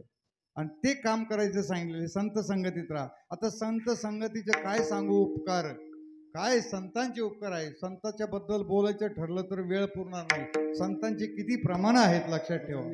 हा, संत संत काय करतात, त्याने पद्मनाभ जोडी याला काय करतात संत, होय तोडलेले लेव तोरडाय ना तुमचा, कोणी तोरडा, डिलिव्हरीच्या टायमाला तोरडा ना, ते जोडायचं काम कोणाकडे. हा, ते संत जोडून देतात, जिथं तुटलं ना तिथं जोडून द्यायचं काम करतात. ते संत आहेत. संत तेची संत ज्यांचा हेतची विठ्ठले, नेनती काही टानाटोना, नामस्मरणा वाचुने, ते संत आहेत. असे संत जर आपल्याला भेटले, असे सद्गुरू, सद्गुरू संतात काही फरक नाही लक्षात ठेवा, एकच असतात ते. कारण जेवढे संत झाले ते सद्गुरू शिवाय झाले नाहीत. सद्गुरू त्यांना प्राप्त झाले, मग त्यांना संत पण प्राप्त झाले. मग ते ज्ञानेश्वर माऊली असो, तुकाराम महाराज असो, एकनाथ महाराज असो, सगळे संत जेवढे असतील तेवढ्याला ही सद्गुरू होते लक्षात ठेवा. सद्गुरू शिवाय संत प्राप्ती नाही. संत हे पद सद्गुरूकडूनच प्राप्त होतं. म्हणून सद्गुरू हे श्रेष्ठ पद आहे लक्षात ठेवा. कोणापेक्षा, देवापेक्षाही श्रेष्ठ पद आहे सद्गुरू. सद्गुरू वाचोनी संसार तारक, नसेच निष्ठांक आन कोणी. वास्तविक पाहता हे सद्गुरू ज्ञानेश्वर माऊलीने सांगितलेलं आहे. म्हणून खऱ्या अर्थाने सद्गुरू जीवनात आपल्या यायला पाहिजे, संत जीवनात यायला पाहिजे. हे जर आले, अरे किती तुम्ही कसे असा, नटखट या रे शुद्ध होऊन जा, दौंडी पिटी भावे चोखा मेळा. तुम्ही वाईट असा, दुष्ट असा, कसे असा, बेवडे असू द्या, आपल्याला बेवडे बी चालतील लक्षात ठेवा. त्याला नीट करता येत आहे. संत तेवढ्यासाठीच आहे. दवाखाने काय, मला काही लोक महाराज भेटत आहेत, काय राव तुम्ही त्या दावडायचं नादी लागले, दारुड्याच्या. अरे त्यांना कोणी नीट करायचं, त्यांना नीट करायचं कोणी. दवाखाना फक्त चांगल्याच पेशंटसाठी आहे का, होय दवाखाने डॉक्टर कोणासाठी, चांगल्या लोकांसाठी का बिघडेल लोकांसाठी. आणि संत कोणासाठी, शाबास, विठ्ठल विठ्ठल विठ्ठल विठ्ठला विठ्ठला विठ्ठला विठ्ठला. हो, अरे टिपड्यानं प्यानारे असू द्या, टिपड्यानी काय फरक पडत नाही. तुमच्यात बदल करण्याची प्रक्रिया असली पाहिजे, ट्रान्सफर शक्ती करण्याची पद्धत असली पाहिजे. ही जर शक्ती तुमच्यात असेल तर तुम्ही त्याला दुरुस्त करू शकतात. आमच्याकडे खूप अनुभवाची लोक आहेत. हा, आपण मात्र वेगळ्या पद्धतीने चालणारे लोक आहेत. जे कोणी दुरुस्त होत असेल त्याला आपल्याकडे घेऊन या, त्याला नीट करायचं काम. पण व्यसनासाठी नाही, देवासाठी. दारू सोडण्यासाठी जर तुम्ही आणत असेल तर त्याचा काही उपयोग नाही. हा, त्याला भक्ती मार्गात उतरून, मग भक्ती मार्गातून त्याला ज्ञान प्राप्त झाल्यानंतर ते वाईट गोष्ट करणार नाही. ज्या तोंडाने अन्न खायचं आहे, ज्या तोंडाने भगवंताचं नाम घ्यायचं आहे, त्या तोंडाने काय खायचं नाही खायचं हे ज्ञान त्या जीवाला झाल्याशिवाय खऱ्या अर्थाने तोचा निर्णय तो घेऊ शकत नाही. हे ज्ञान होणं महत्वाचं आहे. हे ज्ञान करून देण्याचं काम ते संतांचं आहे. तेच संत, तेची संत, ज्यांचा हेतची विठ्ठल, देवच त्यांचं, दुसरं काही कारण नाही. म्हणून देवासाठी जर कोणी आणत असेल त्याचा स्वीकार करायला आम्ही तयार आहेत लक्षात ठेवा. पण त्याला दुरुस्त केल्याशिवाय राहत नाही. आमचा तो फर्ज आहे, आमचा तो हे हेतूच आहे की जे अज्ञानी आहे, जे निष्पाप नाहीत, पापी आहेत, अशाला दुरुस्त करायचं काम ते संत करत असतात. हे रात्रंदिवस ते काम करतात आणि ते काम संतांचं काम हातात घेतलेलं आहे. आणि ते काम इतके वेगाने चाललेलं आहे का 80,000 लोकांचा परिवार तयार केलेला आहे. विठ्ठल विठ्ठल विठ्ठला विठ्ठला विठ्ठला.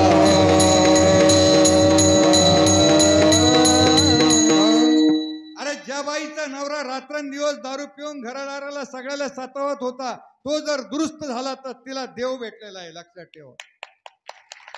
हे काम कोणी करायचं, जगातले वाईट गुण जे दुर्गुण आहेत ते बाजूला काढण्याचं काम करायचं, हे संतांचं काम आहे. संत त्यालाच म्हणतात. जे दुर्गुण बाजूला काढतात. हा, आणि ते बाजूला काढण्यासाठी त्यांच्यात नाम प्रक्रिया आहे. नाम प्रक्रियेने ते बाजूला निघतात. म्हणून खऱ्या अर्थाने ही नाम प्रक्रियेमध्ये तो बसला तर तो ऑटोमॅटिक दुरुस्त होतो. काही करावं लागत नाही. तिथं काही भानामती नाही, काय नाही. आमच्याकडे बरेच लोक काही म्हणतात त्यांच्याकडे भानमती मुस्काड आणलं पाहिजे त्याला, माझ्याकडे घेऊन ये मी म्हणत असतो त्याला. कसली भानमती? देवाच्या नामातच एवढी पावर आहे काय? नामामध्ये एवढी शक्ती की पाप नाही त्रिजगती. त्यांनी जगत जरी एवढा पाप करणार असला तरी त्याचं नाम ते काम करतं आणि त्या पापातून त्याला नष्ट करायचं काम करतं. विठ्ठल विठ्ठल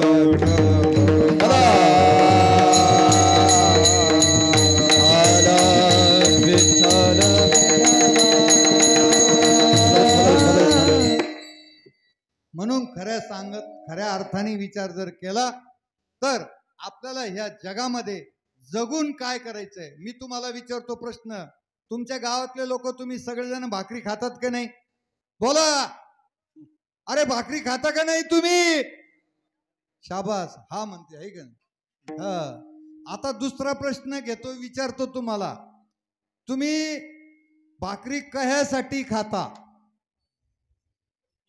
बोला. शाबास, हे भाऊ हुशार आहे बरं का आमचे. हा, त्यांनी सांगितलं जगायसाठी भाकरी खातो. बरोबर आहे, चांगली गोष्ट आहे. त्यांनी उत्तर दिलं म्हणजे तुमचं गृहीत धरू आपण, तुम्हीच दिलंय त्यांनी. तुम्ही काय करता? जगायसाठी भाकरी खाता. आता मी म्हणतो तुम्ही जगाता कायसाठी?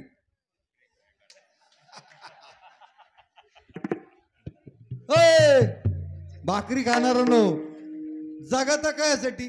भाकरी कायसाठी? भाकरी कायसाठी? जगायसाठी. याच्या पुढे जाताच येईन ना आपल्याला. किती दांडगा घोटाळा केलाय आपण.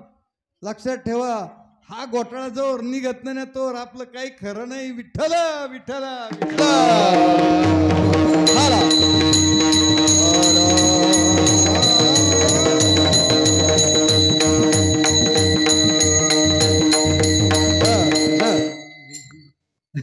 अरे तुम्ही, मी सांगून टाकतो, वेळ कमी आपल्याला, नाही तर आणखीन घोटाळ्यात घातलं असतं मला. हा, भाकरी कायसाठी खातो तुम्ही? जगायसाठी खाता. इथपर्यंत सगळं बरोबर आहे. जगायसाठी भाकरी खावाच लागतं. भाकरी खाल्ली नाही तर आपण जगणार नाही. फार फार तर 7-8 दिवस बिगर भाकरीचे राहू आपण. पण मात्र मग परत आता उपोषण करणारे लोक पाहतो तुम्ही किती दिवस जगत, काय करते रामजानी त्यांची त्यांना माहिती. परंतु लय दिवस नाही जगता येणार बिगर भाकरीचं, आहे का नाही? म्हणजे जगायसाठी भाकरी खावं लागतं. आता जगायचं कायासाठी? जगायचं कायासाठी? भगवंताला प्राप्त करण्यासाठी. लक्षात आलं का? तुमचा सगळा आयुष्याचा मेळ फक्त तेवढाच आहे. तुम्ही मनुष्य जन्माला आलेत, स्त्री झालेत, पुरुष झालेत, जनावर नाही झाले, माणसं झाले. माणसाचा जन्म एवढ्यासाठी जे का भगवंताच्या स्वरूपात जाण्यासाठी. एवढ्याच जन्मातून जाता येतं, बाकीच्या जन्मातून देवाच्या स्वरूपात जाता येत नाही. म्हणून आपल्या जन्माचं इथे कर्तव्य जे आहे ते फक्त एक कर्तव्य आहे की आपल्याला भगवंताच्या स्वरूपात जायचं आहे. हे सगळ्यांनी डोक्यात टाळक्यात ठेवा. नुसते संसारम पोरण प्रपंचन आमकन धमकन पैसा काही बरोबर येणार नाही. आपल्या बरोबर येईन तर तो फक्त भगवंत आहे. तुम्हाला आजूक अनुभव आलाय का? आणून घ्यायचा. आणखीन एकदा देवानी झटका दिलाय करुणाचा, त्याच्यात दाखवून दिलं देवानी खरे माळकरी किती आहेत. देवानी परीक्षा घेतली, ट्रायल घेतली. हे सोंगाचे माळकरी आहे का खरे माळकरी आहे? तिथं गेले का म्हणायचे ते मॅडम म्हणते, म्हणे बाबा जगायचं का तुम्हाला? माळ काढावं लागन. चालन. गेला 50 वर्षाचा परमार्थ. तयार झाले ना लोक. पण काही बहादर असे होते, मेलो तरी चालेल पण मी ते करणार नाही. हे जिवंत राहिले, जिवंत. विठ्ठल विठ्ठल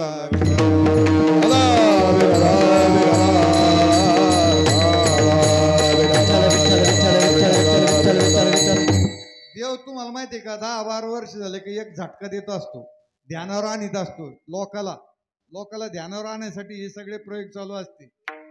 देवाला वाटलं तर काही करतो देव. पण त्याच्यातून सुधरून घ्यायचं काम आहे. त्याच्यातून आपण शिकलो का नाही?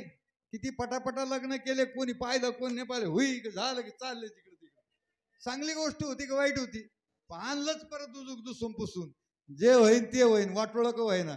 अरे काय चाललंय, किती सुधारणा करण्याच्या संध्या देवाने दिल्या, त्याच्यातून आपण जर सुधरू नाही लागलो, देव म्हणला तुम्हाला एकदा पाहिलंय करून, आता दुसरून आणू का उजूक? हा, मग सावध व्हा, भजनी लागा, देव करा कैवारी. वास्तविक पाहता ह्या सगळ्या गोष्टी आपल्या जीवनामध्ये घडल्या पाहिजे. विठ्ठल विठ्ठल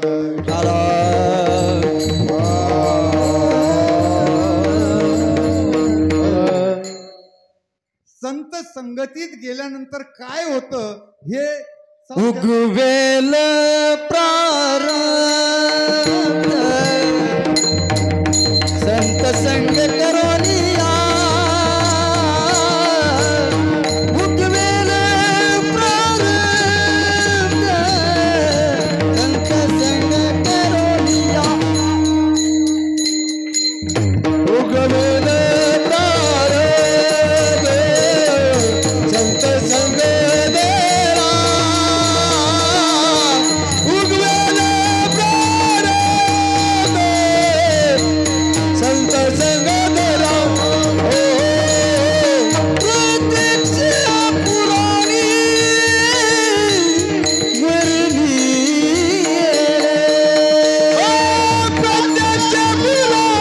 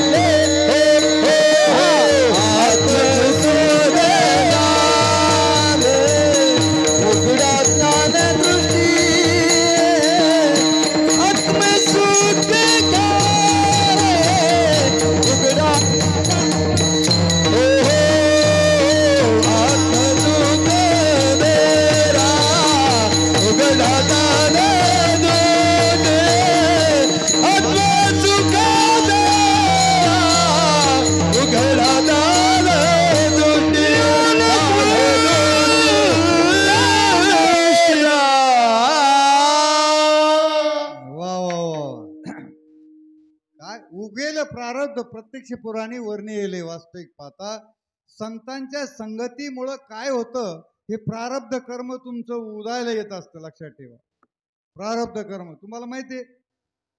प्रारब्ध कर्मचं कसं झालं, भगवान श्रीकृष्णाकडे कोण गेला, त्याचा मित्र, काय नाव त्याचं, हा, सुदामदेव गेला, आणि त्याचं कर्म किती वाईट सांगितलं होतं. सगळ्या संतांनी, वेदांनी, ज्योतिषांनी सगळ्यांनी सांगितलं होतं. 18 विश्व दारिद्र्य म्हणजे म्हणजे काय गुणाकार आहे त्याचा, हा, 18 गुणले 20 म्हणजे 18 दुने 36, 360 दिवस वर्षातले दारिद्र्य सांगितलं होतं. कोणला, सुदामदेवाला. त्याचं दारिद्र्य सांगितलं, पण ते देवाकडे गेलं, मित्र म्हणून गेलं, आणि देवाने त्याला आंघोळ घातली, सगळं केलं, आणि त्याच्या कपाळावर हात फिरवलं, त्याची लगेच काय झालं, तिची रेषा बदलून गेली. हा, भगवंतापाशी गेल्यानंतर तुमचं प्रारब्ध कर्म सगळं पलटून जातं. लक्षात ठेवा. म्हणून हे प्रारब्ध कर्मानुसार तुम्हाला मोठेपणा कायमुळे आहे, लहानपणा कशामुळे आहे, हे सगळ्याला कारणीभूत तुमचं प्रारब्ध कर्म आहे. प्रारब्ध कर्म म्हणायचं कशाला, तुम्ही बँकेत पैसे ठेवले, बँकेतले पैसे तुम्ही खर्चायला काढले, हे कोणतं क्रियामान कर्म आहे. हा, आणि परत उजूक संचित कर्म आहे. बँकेतले पैसे काढून परत त्याच्यातली शिल्लक ठेवली, ही संचित कर्म आहे. आणि प्रारब्ध कर्म, या संचित कर्म आणि क्रियमान कर्म याच्यातून शिल्लक राहिलेलं ते प्रारब्ध कर्म. तुकाराम महाराज प्रमाणे मी नाही सांगणार. विठ्ठल विठ्ठल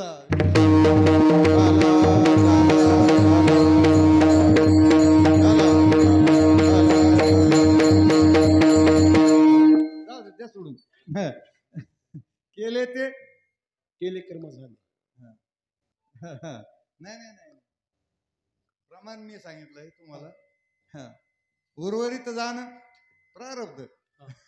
शेवटचं सांगितलं तुम्हाला अगोदर आहे, केले ते झाले ते, उर्वरित राहील ते प्रमाण. तुकाराम महाराज विठ्ठल विठ्ठल विठ्ठल विठ्ठल विठ्ठल विठ्ठल विठ्ठल. वास्तविक पाहता मी इतक्या वेळ घेतला तरी बी आमच्या मावश्या काय म्हणजे, बाबा काही दुष्टान सांगानच सांगतोच. आता वेळ संपलेली आहे तरी पण मी तुमच्यासाठी सांगतो. आपल्याला सुख प्राप्त होत नाही जीवाला, आणि संताला सुख प्राप्त होतं, याचं कारण काय? संत सुखी आहेत, संताला सुख मिळतंय, संत सुख भोगतात, संत सुखाचं संग एकरूप राहतात, आणि आपल्याला ते सुख भेटत नाही. ते बी माणसं आहे ना, आपण माणसं आहेत. फरक काय झाला? त्याचं कारण आहे, खरं त्यांना कळलं आणि खरं आपल्याला कळलं नाही. त्याचं उदाहरण मी सांगतो. एका गावामध्ये एक नवीन लग्न झालं. नवीन लग्न झाल्यानंतर ती वधू घरात आली. घरात आल्यानंतर तिचा मिस्टर जे होता त्याला लगी योगायोगानं नोकरीचा कॉल आला. आता बायको घरात आल्यानंतर लक्ष्मी घरात आली आणि त्याला नोकरीचा कॉल आला. आता कॉल आल्यानंतर त्याच्यात लिहिलं होतं का 4 दिवसानं हजर व्हा कामावर, आणि त्याला पगार होता त्यावेळेस 12,000 रुपये. आता 12,000 पगार म्हणलं तर यांनी विचार केला आणि याच्या बायकोने विचार केला, सगळ्यांनी विचार केला. आता आनंद कोणला झाला? अय, तुम्ही ठिकाणावर आहेत का? आनंद कोणला झाला? बायकोला झाला का घरच्याला झाला का कोणला झाला? आता तिचं नवीन लग्न झालं आणि ह्यो आता आपल्याला सोडून जाणार आहे. आनंद झाला का दुःख झालं? त्या बायकोला दुःख झालं आणि घरच्याला आनंद झाला. पोरग नोकरी लागलं, आता पैसे कमी पैसे आणून देईन घरच्याला, घरदाराला सगळ्याला मजा झाली. आणि तो पण म्हणला, हे बघ आता शॉर्टकटमध्ये घेतो मी, नाही तर फार मोठं येते. तर वास्तविक पाहतो म्हणला, हे बघ तू काय नाराज होऊ नको, मी तुला न्यायला येणार आहे कधी, पण मला पगारवाढ झाली आणि पगारवाढ झाल्यानंतर मात्र तुला मी घ्यायला येणार आणि तुला मी घेऊन जाणार. ती बिचारी तेवढ्या हवाल्यावर बसली. असं करता करता 2 वर्ष निघून गेलं. मग त्याला प्रमोशन मिळालं, मग त्याचा पगार वाढला. पगार वाढला तर एकदम त्याला लगेच 12,000चा झाला 20,000. आता 20,000 झाल्यानंतर पहिली बातमी कोणाला सांगन? अय, पहिली बातमी कोणाला सांगन? तो आईला सांगन का बापाला का बायकोला? बायकोला. हाय काय, बायका बरोबर म्हणतात बरं का. बायकोला सांगन ना. बायकोला सांगण्यासाठी त्याने पहिला फोन बायकोला केला, अरे माझी पगारवाढ झाली, पगारवाढ. पण त्याच्या हे डोक्यात नव्हतं का आपण काय कबूल केलेले. पगारवाढ झालेली सांगितली, मग ती बाई खुश झाली. हे घरच्यापेक्षा जास्त खुश झाली पगारवाढ झालेली सांगितल्यानंतर. कारण तिला माहिती आता हा आपल्याला घेऊन जाणार आहे. कारण पहिल्या पगारामध्ये बजेट बसत नव्हतं, खोली भाडं ते राहणं फिरणं ते शक्य नव्हतं. म्हणून आता पगारवाढ झाल्यामुळं तो बायकोला म्हणला, आता तुला घेऊन जाणार. मग नेली बायको. दुसऱ्या चक्राला आला, ते बायकोला घेऊन गेला. तिथं राहिल्यानंतर मग 4थी रूम घ्यावी लागली. पहिल्यांदा 2-4 जणात रूम होती, मित्रात घेतलेली. आता 4थी रूम घेतली. सगळं काही पद्धतशीर झालं, स्वतंत्र संसार बिंसार सगळं. रोज पद्धतशीर संसार चालला. रोज पिक्चरला जायचे, सगळे मुंबई पाहायचे, सगळं करायचे, सगळं आयुषमध्ये काम चालू झालं. आता घरच्याकडे पैसे पाठवायचे बंद झाले. तर लागले ना घरच्या आडायला दोन्ही हाताने. झाला ना बायकोचा, फिरला ना त्यांनी, गेला ना तिकडं, पैसे देईना, काही होईना, झाला आरडा सुरू घरात. असं सुरू झाल्यानंतर बरेच दिवस झाले. पण असं करता करता जरा जास्तच आईश झाली त्यांची. पैसे संपून गेले, बजेट रॉंग झालं. ते म्हणला, तू आता असं कर, घरी जाय म्हणला. परत घरी जाय, म्हणजे घरच्याला परत काही पैसे पाठवता येतील आणि तुला बी द्या जाईन. पण तू आता घरी जाय, इतर राहून काय परवडा ना आपल्याला, तू जाय घरी. ते म्हणला, मी घरी जाते, पण मला एखादा दागिना. आता बयांचं काय असतं, मला एखादा दागिना घ्या म्हणे. ते म्हणलं, आता जर नाही म्हणावं तर ही जायचीच नाही. मग त्यांनी डोकं लावलं, ठीक आहे दागिना उद्याचे उद्या दागिना आणतो म्हणून गेला मार्केटमध्ये. दागिना घेऊन आला आणि मग काय तिनं ते पाहिलं, काय ते काय म्हणते लांबला चकत्याला गाळ्यातल्याला, काय कोणता हार? लक्ष्मी हार आणला. आणि मग ते दाखवायला सुरू केलं. शेजारनी पाजारणीला ओळखी झालं ते 1-2 वर्षात. त्या नवऱ्याला सकाळी रात्री सांगोच काय, सकाळी आणोच काय, रात्री सांगोच काय, सकाळी आणोच काय, सगळ्याला ते दागिने दाखवायला सुरुवात केली तिने. दागिना दाखवला बी केला आणि चल घाल साडी म्हणे आणि निघ घरला. दुसऱ्या दिवशी निघाली, बॅग बिग भरली, सगळी घेतली, साडी घेतली आणि तो दागिना घातला. तर दागिना घातलं रे, ह्यो म्हणला, हे बघ मुंबई आहे, रेल्वेतून तुला जायचं आहे, रेल्वेत चोर जास्त असतात, तुला हे दागिना घरापर्यंत जाऊन देणार नाही, त्याच्यामुळे तू दागिना काढून घे आणि घरी गेल्यावर घाल. ती म्हणे, गावातल्या लोक देखता घालायचं का? माझ्या नवरा देखता घालायचं नाही तर कोणा देखता घालायचा? आता कोण कोणासाठी दागिने घालतो तो भाग वेगळाच आहे. हा आहे का नाही. तर खऱ्या अर्थाने ती म्हणली पण मला नवऱ्या देखता दागिने घालायचं. ह्यो म्हणलं कुठं नादी लागता, ही जर रुसली न बसली तर उजूक जायचीच नाही. मला ठीक आहे घालायचं तर घालतो आपली. घातल्यानंतर रेल्वेत बसले आणि रेल्वेच्या चालू झाल्यानंतर उतरायच्या ठिकाणी एक पाय आतमध्ये आणि एक पाय खाली आणि तिचं लक्ष गेलं गळ्याकडे. गळ्याकडे लक्ष गेलं तर दागिना पत्ता नाही. रापकान पडली खाली बेशुद्ध झाली.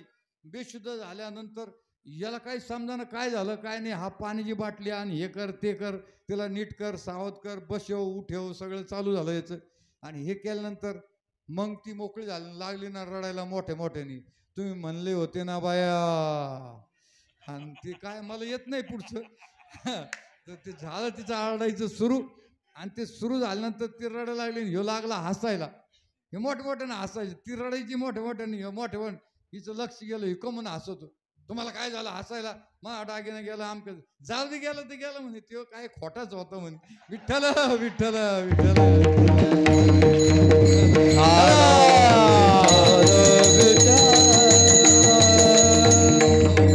सांगायचं तात्पर्य खरं आणि खोटं जर कळलं तर माणसाला सुख प्राप्त होतं. म्हणून संताला खरं खोटं कळत होतं म्हणून संताला सुख प्राप्त आहे. आणि आपल्याला खरं कळत नाही म्हणून आपण आरडत बोंबलत बसतो. विठ्ठल विठ्ठल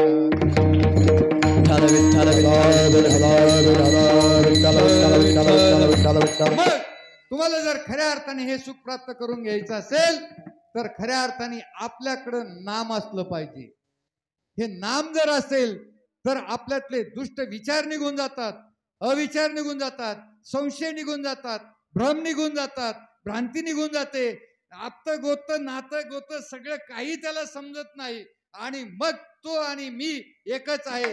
देव आणि मी एकच आहे. देव आणि मी एकच आहे असं त्याला कळायला सुरुवात होते. आणि मग खरं सुख प्राप्त होतं. आणि मग सुखाचा आनंद त्याला होतो. आणि त्या आनंदाच्या लहरीमध्ये ते राहत असतो. म्हणून शेवटच्या चरणात सांगितलं वर्णियल एका गुण नाम घोष. वर्णियल एका गुण नाम घोष.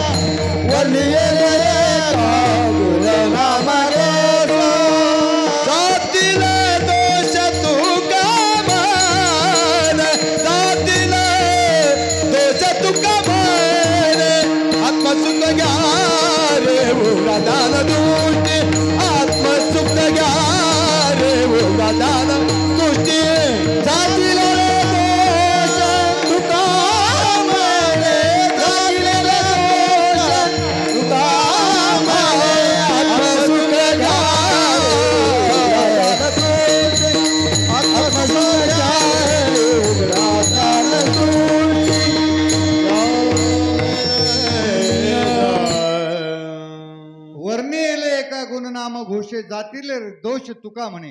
तुकाराम महाराजांनी सांगितलं शेवटच्या चरणामध्ये तुमच्यातले जर दोष घालवायचे असेल तर ते एक नाम आलं पाहिजे. पण ते नाम कोणतं. नाव आणि नामात फरक आहे. लक्षात ठेवा. दांडगा घोटाळा करून ठेवलेला आहे. नाम हे विशेष नाम आहे आणि नाव हे ठेवलेल्या नावाला नाव म्हणतात. लक्षात ठेवा. आपल्या आईबापाने आपल्याला ठेवलेलं काय आहे. नाम आहे का नाव आहे. नाव. शाबास. रामाला आईबाप होते की नव्हते. कृष्णाला आईबाप होते की नव्हते. त्यांच्या आईबापाने ठेवलेलं नाव आहे का नाम आहे. आता खरं बोलायचं म्हणल्यावर पहा कसं होतं. हे त्यांच्या आईबापाने ठेवलेलं नाव आहे का नाम आहे. खरं बोला ना. अरे शिकलेत ना तुम्ही. ग्रामर व्याकरण तुम्हाला समजत नाही का. मग नाम आणि विशेष नाम याच्यात फरक आहे. शेवटी मी सांगतो काय. हे नाम विशेष नाम आहे. हे कुठून आलेलं आहे. अनादी कालापासून आले. जेव्हा कुठेच नव्हते काही. चंद्र सूर्य तारा नाही. अवघे शून्यचे होते पायी कान्होबा तेरे तेरे. हे नाम कधीपासून आलेले. अनादिकाल. अनादिकाल कायला म्हणायचं. जेव्हा कुठंच काही नाही. चंद्र नाही, सूर्य नाही, तारा नाही, काही विश्वामध्ये काहीच नव्हतं. त्यावेळेस ते नाम होतं. नाम. हे रामन कृष्णन फार अलीकडचा काळ आहे. त्याच्या अगोदरचा काळ येतो. हा, लक्षात ठेवा. रामाला पण ते घ्यावं लागलं. राम केला ब्रह्मज्ञानी, वशिष्ठ मुनी तारक कृष्ण गुरु सांदीपनी परब्रह्म दाविले. रामाचे गुरु वशिष्ठ ऋषी, कृष्णाचे गुरु सांदीपनी ऋषी. त्यांनी रामकृष्ण हरी नाही दिलं. त्यांनी काय दिलं? ते अनादी कालापासलं जे नाम होतं ते त्यांनी दिलेलं आहे, लक्षात ठेवा. आणि ते नाम आपल्याकडे आलं पाहिजे. ते नाम आहे. आणि ज्ञानेश्वरीचं 17वा अध्याय उचका. तया अनादी परब्रह्म जगदादी विश्राम नाम, तयाचे एक नाम त्रिधा पयाचे. ते कीर अनाम अजाती, परी अविद्या वर्गाची अराती. माझी ओळखया श्रुती खून केली असे. उपजिल्या बाळकाची नाव नाही तयापाशी, ठेवेली नावेची ओदत उठे. कष्टलय संसार अशिने, जो देवयती घराणे तया ओ नाव जेणे संकेतो हा. ब्रह्माचा अबोला फिटावा, अद्वैत तत्वे तो भेटावा. ऐसा मंत्र देखीला कनवा वेदो बापी. वेदरूपी बापाने असं काही नाम शोधून काढलेलं आहे का त्या नामाने प्रत्यक्ष परमात्म्याचं आपल्याला दर्शन होतं. ते नाम भेटलं पाहिजे आपल्याला. ते नाम भगवान श्रीकृष्णाला घ्यावं लागलं. ते राम प्रभू रामचंद्रला घ्यावं लागलं. ते नाम भगवान शंकर जपत होते. ते नाम विष्णू भगवान जपत होते. ते नामाचा विषय चालला. हा रामाचा काळ फार अलीकडचा आहे. ते नामाचा विषय. कोणाला चॅलेंज असेल तर माझ्याकडे या. मी तुम्हाला ग्रंथशास्त्र दाखवतो, त्याच्यात ते नाम दाखवतो, त्याच्यात ती रीतक्रिया दाखवतो, त्याच्यात सगळं काही आहे. दासबोध मध्ये सुद्धा सांगून ठेवलेलं आहे. दासबोध वाचणारे लोक आहेत त्यांना माहिती आहे ते नाम त्या ठिकाणी त्याचं सूत्र वर्म हे आहे. हे जर आपल्याला भेटलं तर खऱ्या अर्थाने आपला उद्धार आहे. ठीक आहे. देवाच्या नावाने आपल्याला पुण्य प्राप्त होईल. भगवंताचे नाव भरपूर आहेत. किती नाव आहेत? किती नाव आहेत? सहस्त्र. हा, 1000 नाव आहेत. सहस्त्र नाव आहेत. नाव वेगळे, नाम वेगळं.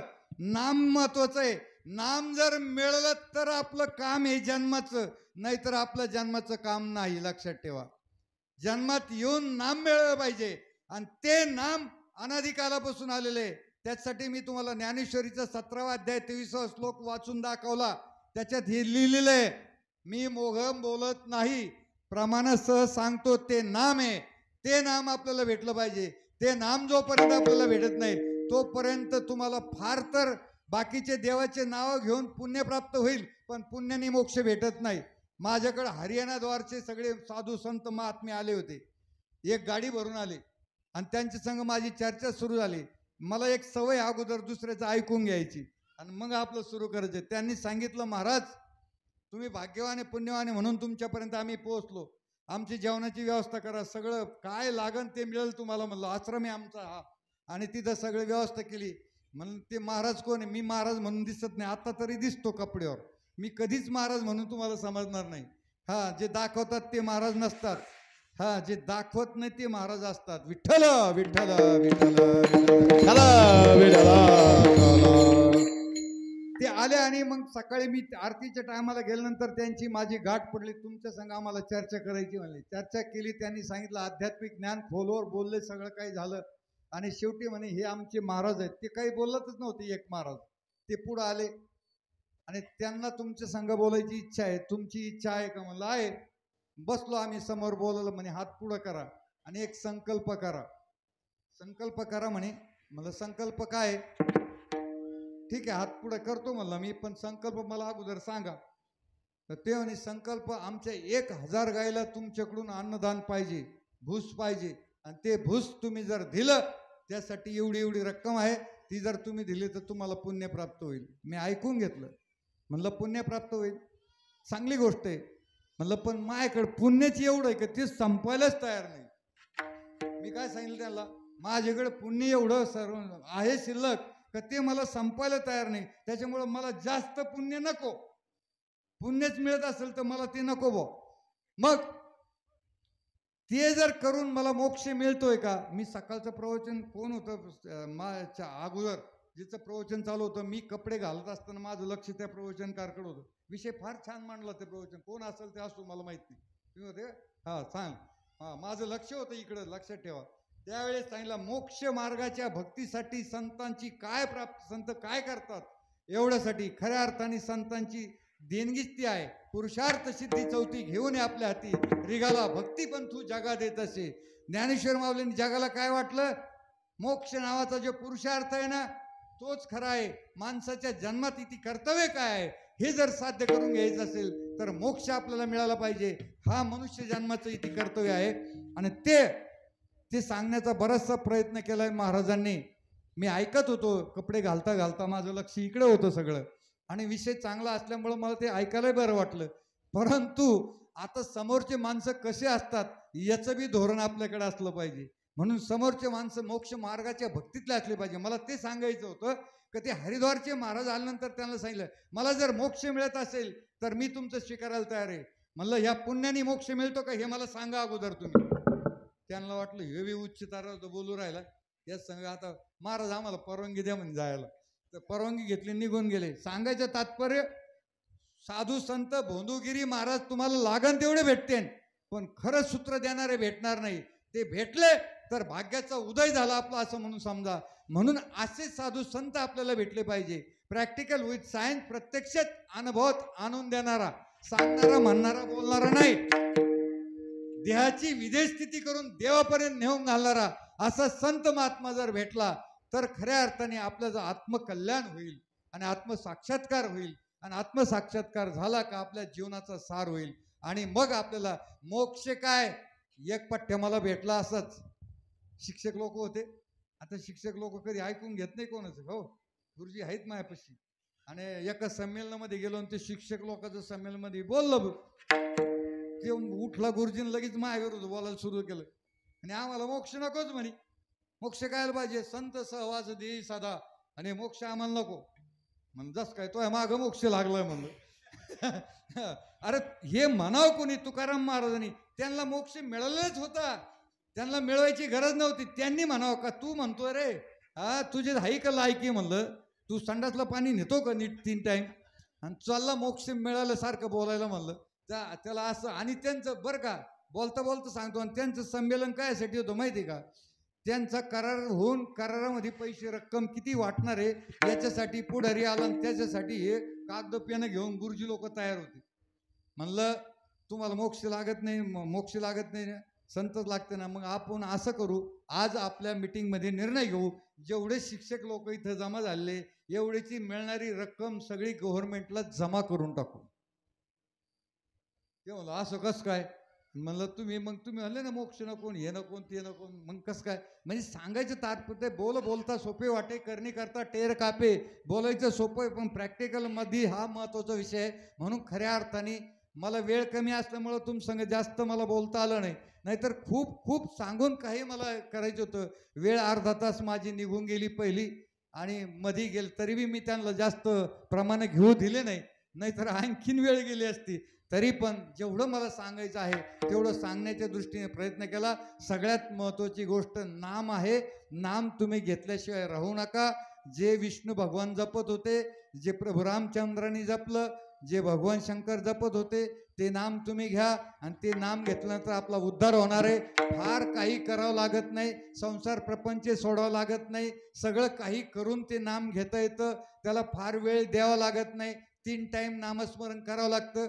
ते 3 टायमामध्ये अर्धा तास जरी केलं तुम्ही तरी बी जमतं. त्याच्यातलं 1 टाइम सुद्धा सुट्टी आहे, 2 टाइम कंपल्सरी आहे. पहाटचा टाइम म्हणजे तुमच्या कर्मातला टाइम नाही, पहाटचा टाइम आणि झोपायचा टाइम, या 2 टायमाला नामस्मरण केलं का तुम्ही मुक्त झाले. एवढं सोपं ते आहे. आणि ते आपण जर घेतलं तर आपल्या जन्माचं इथे कर्तव्य सार्थक झालं. विठ्ठल विठ्ठल विठ्ठल. वेळ आपली झालेली आहे, जवळजवळ 15-20 मिनिटं जादा झालेली आहेत. तरी पण तुम्हाला अजून असं वाटतंय की तुम्हाला कव्हर सांगत राहा. मागच्यापर्यंत सगळ्याच्या मनात ताईट आहे, कोणी जांभळी दिलेली नाही, कोणी बळबळ उळउळ केलेली नाही. सगळ्याला असं वाटतं कव्हर चालव. परंतु काही बंधन आहेत. आमची ही टाळकरी मंडळी उभा असतात, उभा राहून ते थकतात आणि मग ते असं करायला सुरू करतात आमच्या नावाने. त्याच्यापेक्षा काही लिमिटेड गोष्टी असाव्या लागतात. म्हणून खऱ्या अर्थाने आज तुमच्या संग मी बोललो. याच्यामध्ये महत्वाची गोष्ट मला एक सांगायचे, तुम्ही नामधारक व्हा. आणि पहिले कार्यकर्ते मंडळींनी माळा घाला, नाहीतर त्यांच्या हातातला कारभार काढून घ्या, काय फरक पडत नाही. जर नाही तुम्ही सुधरत तर लोकाला सुधरायसाठी जर तुम्ही जे सत्य असेल तर तुम्ही अगोदर सुधरा, मग जगाला सुधरा. इथून तयारी करा. आणि सगळ्यांनी कमीत कमी तरुण पोरं दर सप्त्यामध्ये तुमच्या गावातले 5-25 पोरं माळकरी झाले पाहिजे. कोणाच्या हाताने घाला तुम्ही, नंतर पुढं गुरून सद्गुरून ते पाहू नंतर, पण अगोदर माळकरी तर व्हा. आणि माळकरी होऊन मग हळूहळू माळ कशासाठी घालायची, माळ घालून काय करायचं, हे मंत्र कोणता आहे, नाम कोणता आहे, हळूहळू तुम्हाला कळायला सुरुवात होईल.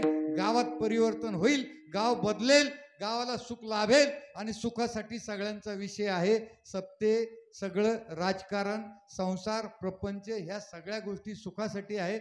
मग ते खरं सुख प्राप्त करून घेण्यासाठी तुम्हाला नामधारक व्हावं लागेल. आणि तुम्हाला होण्याची बुद्धी सद्बुद्धी देव देवो. म्हणून आजची ही झालेली सेवा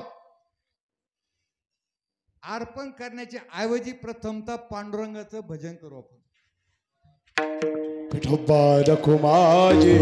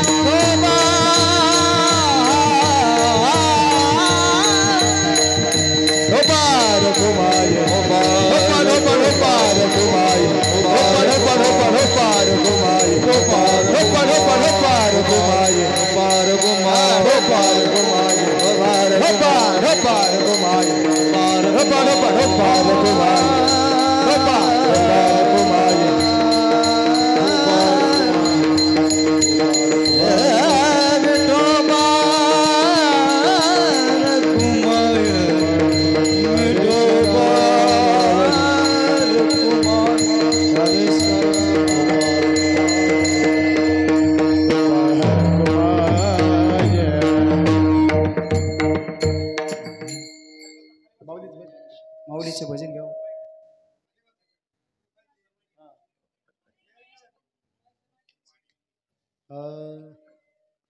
माऊलीचं भजन.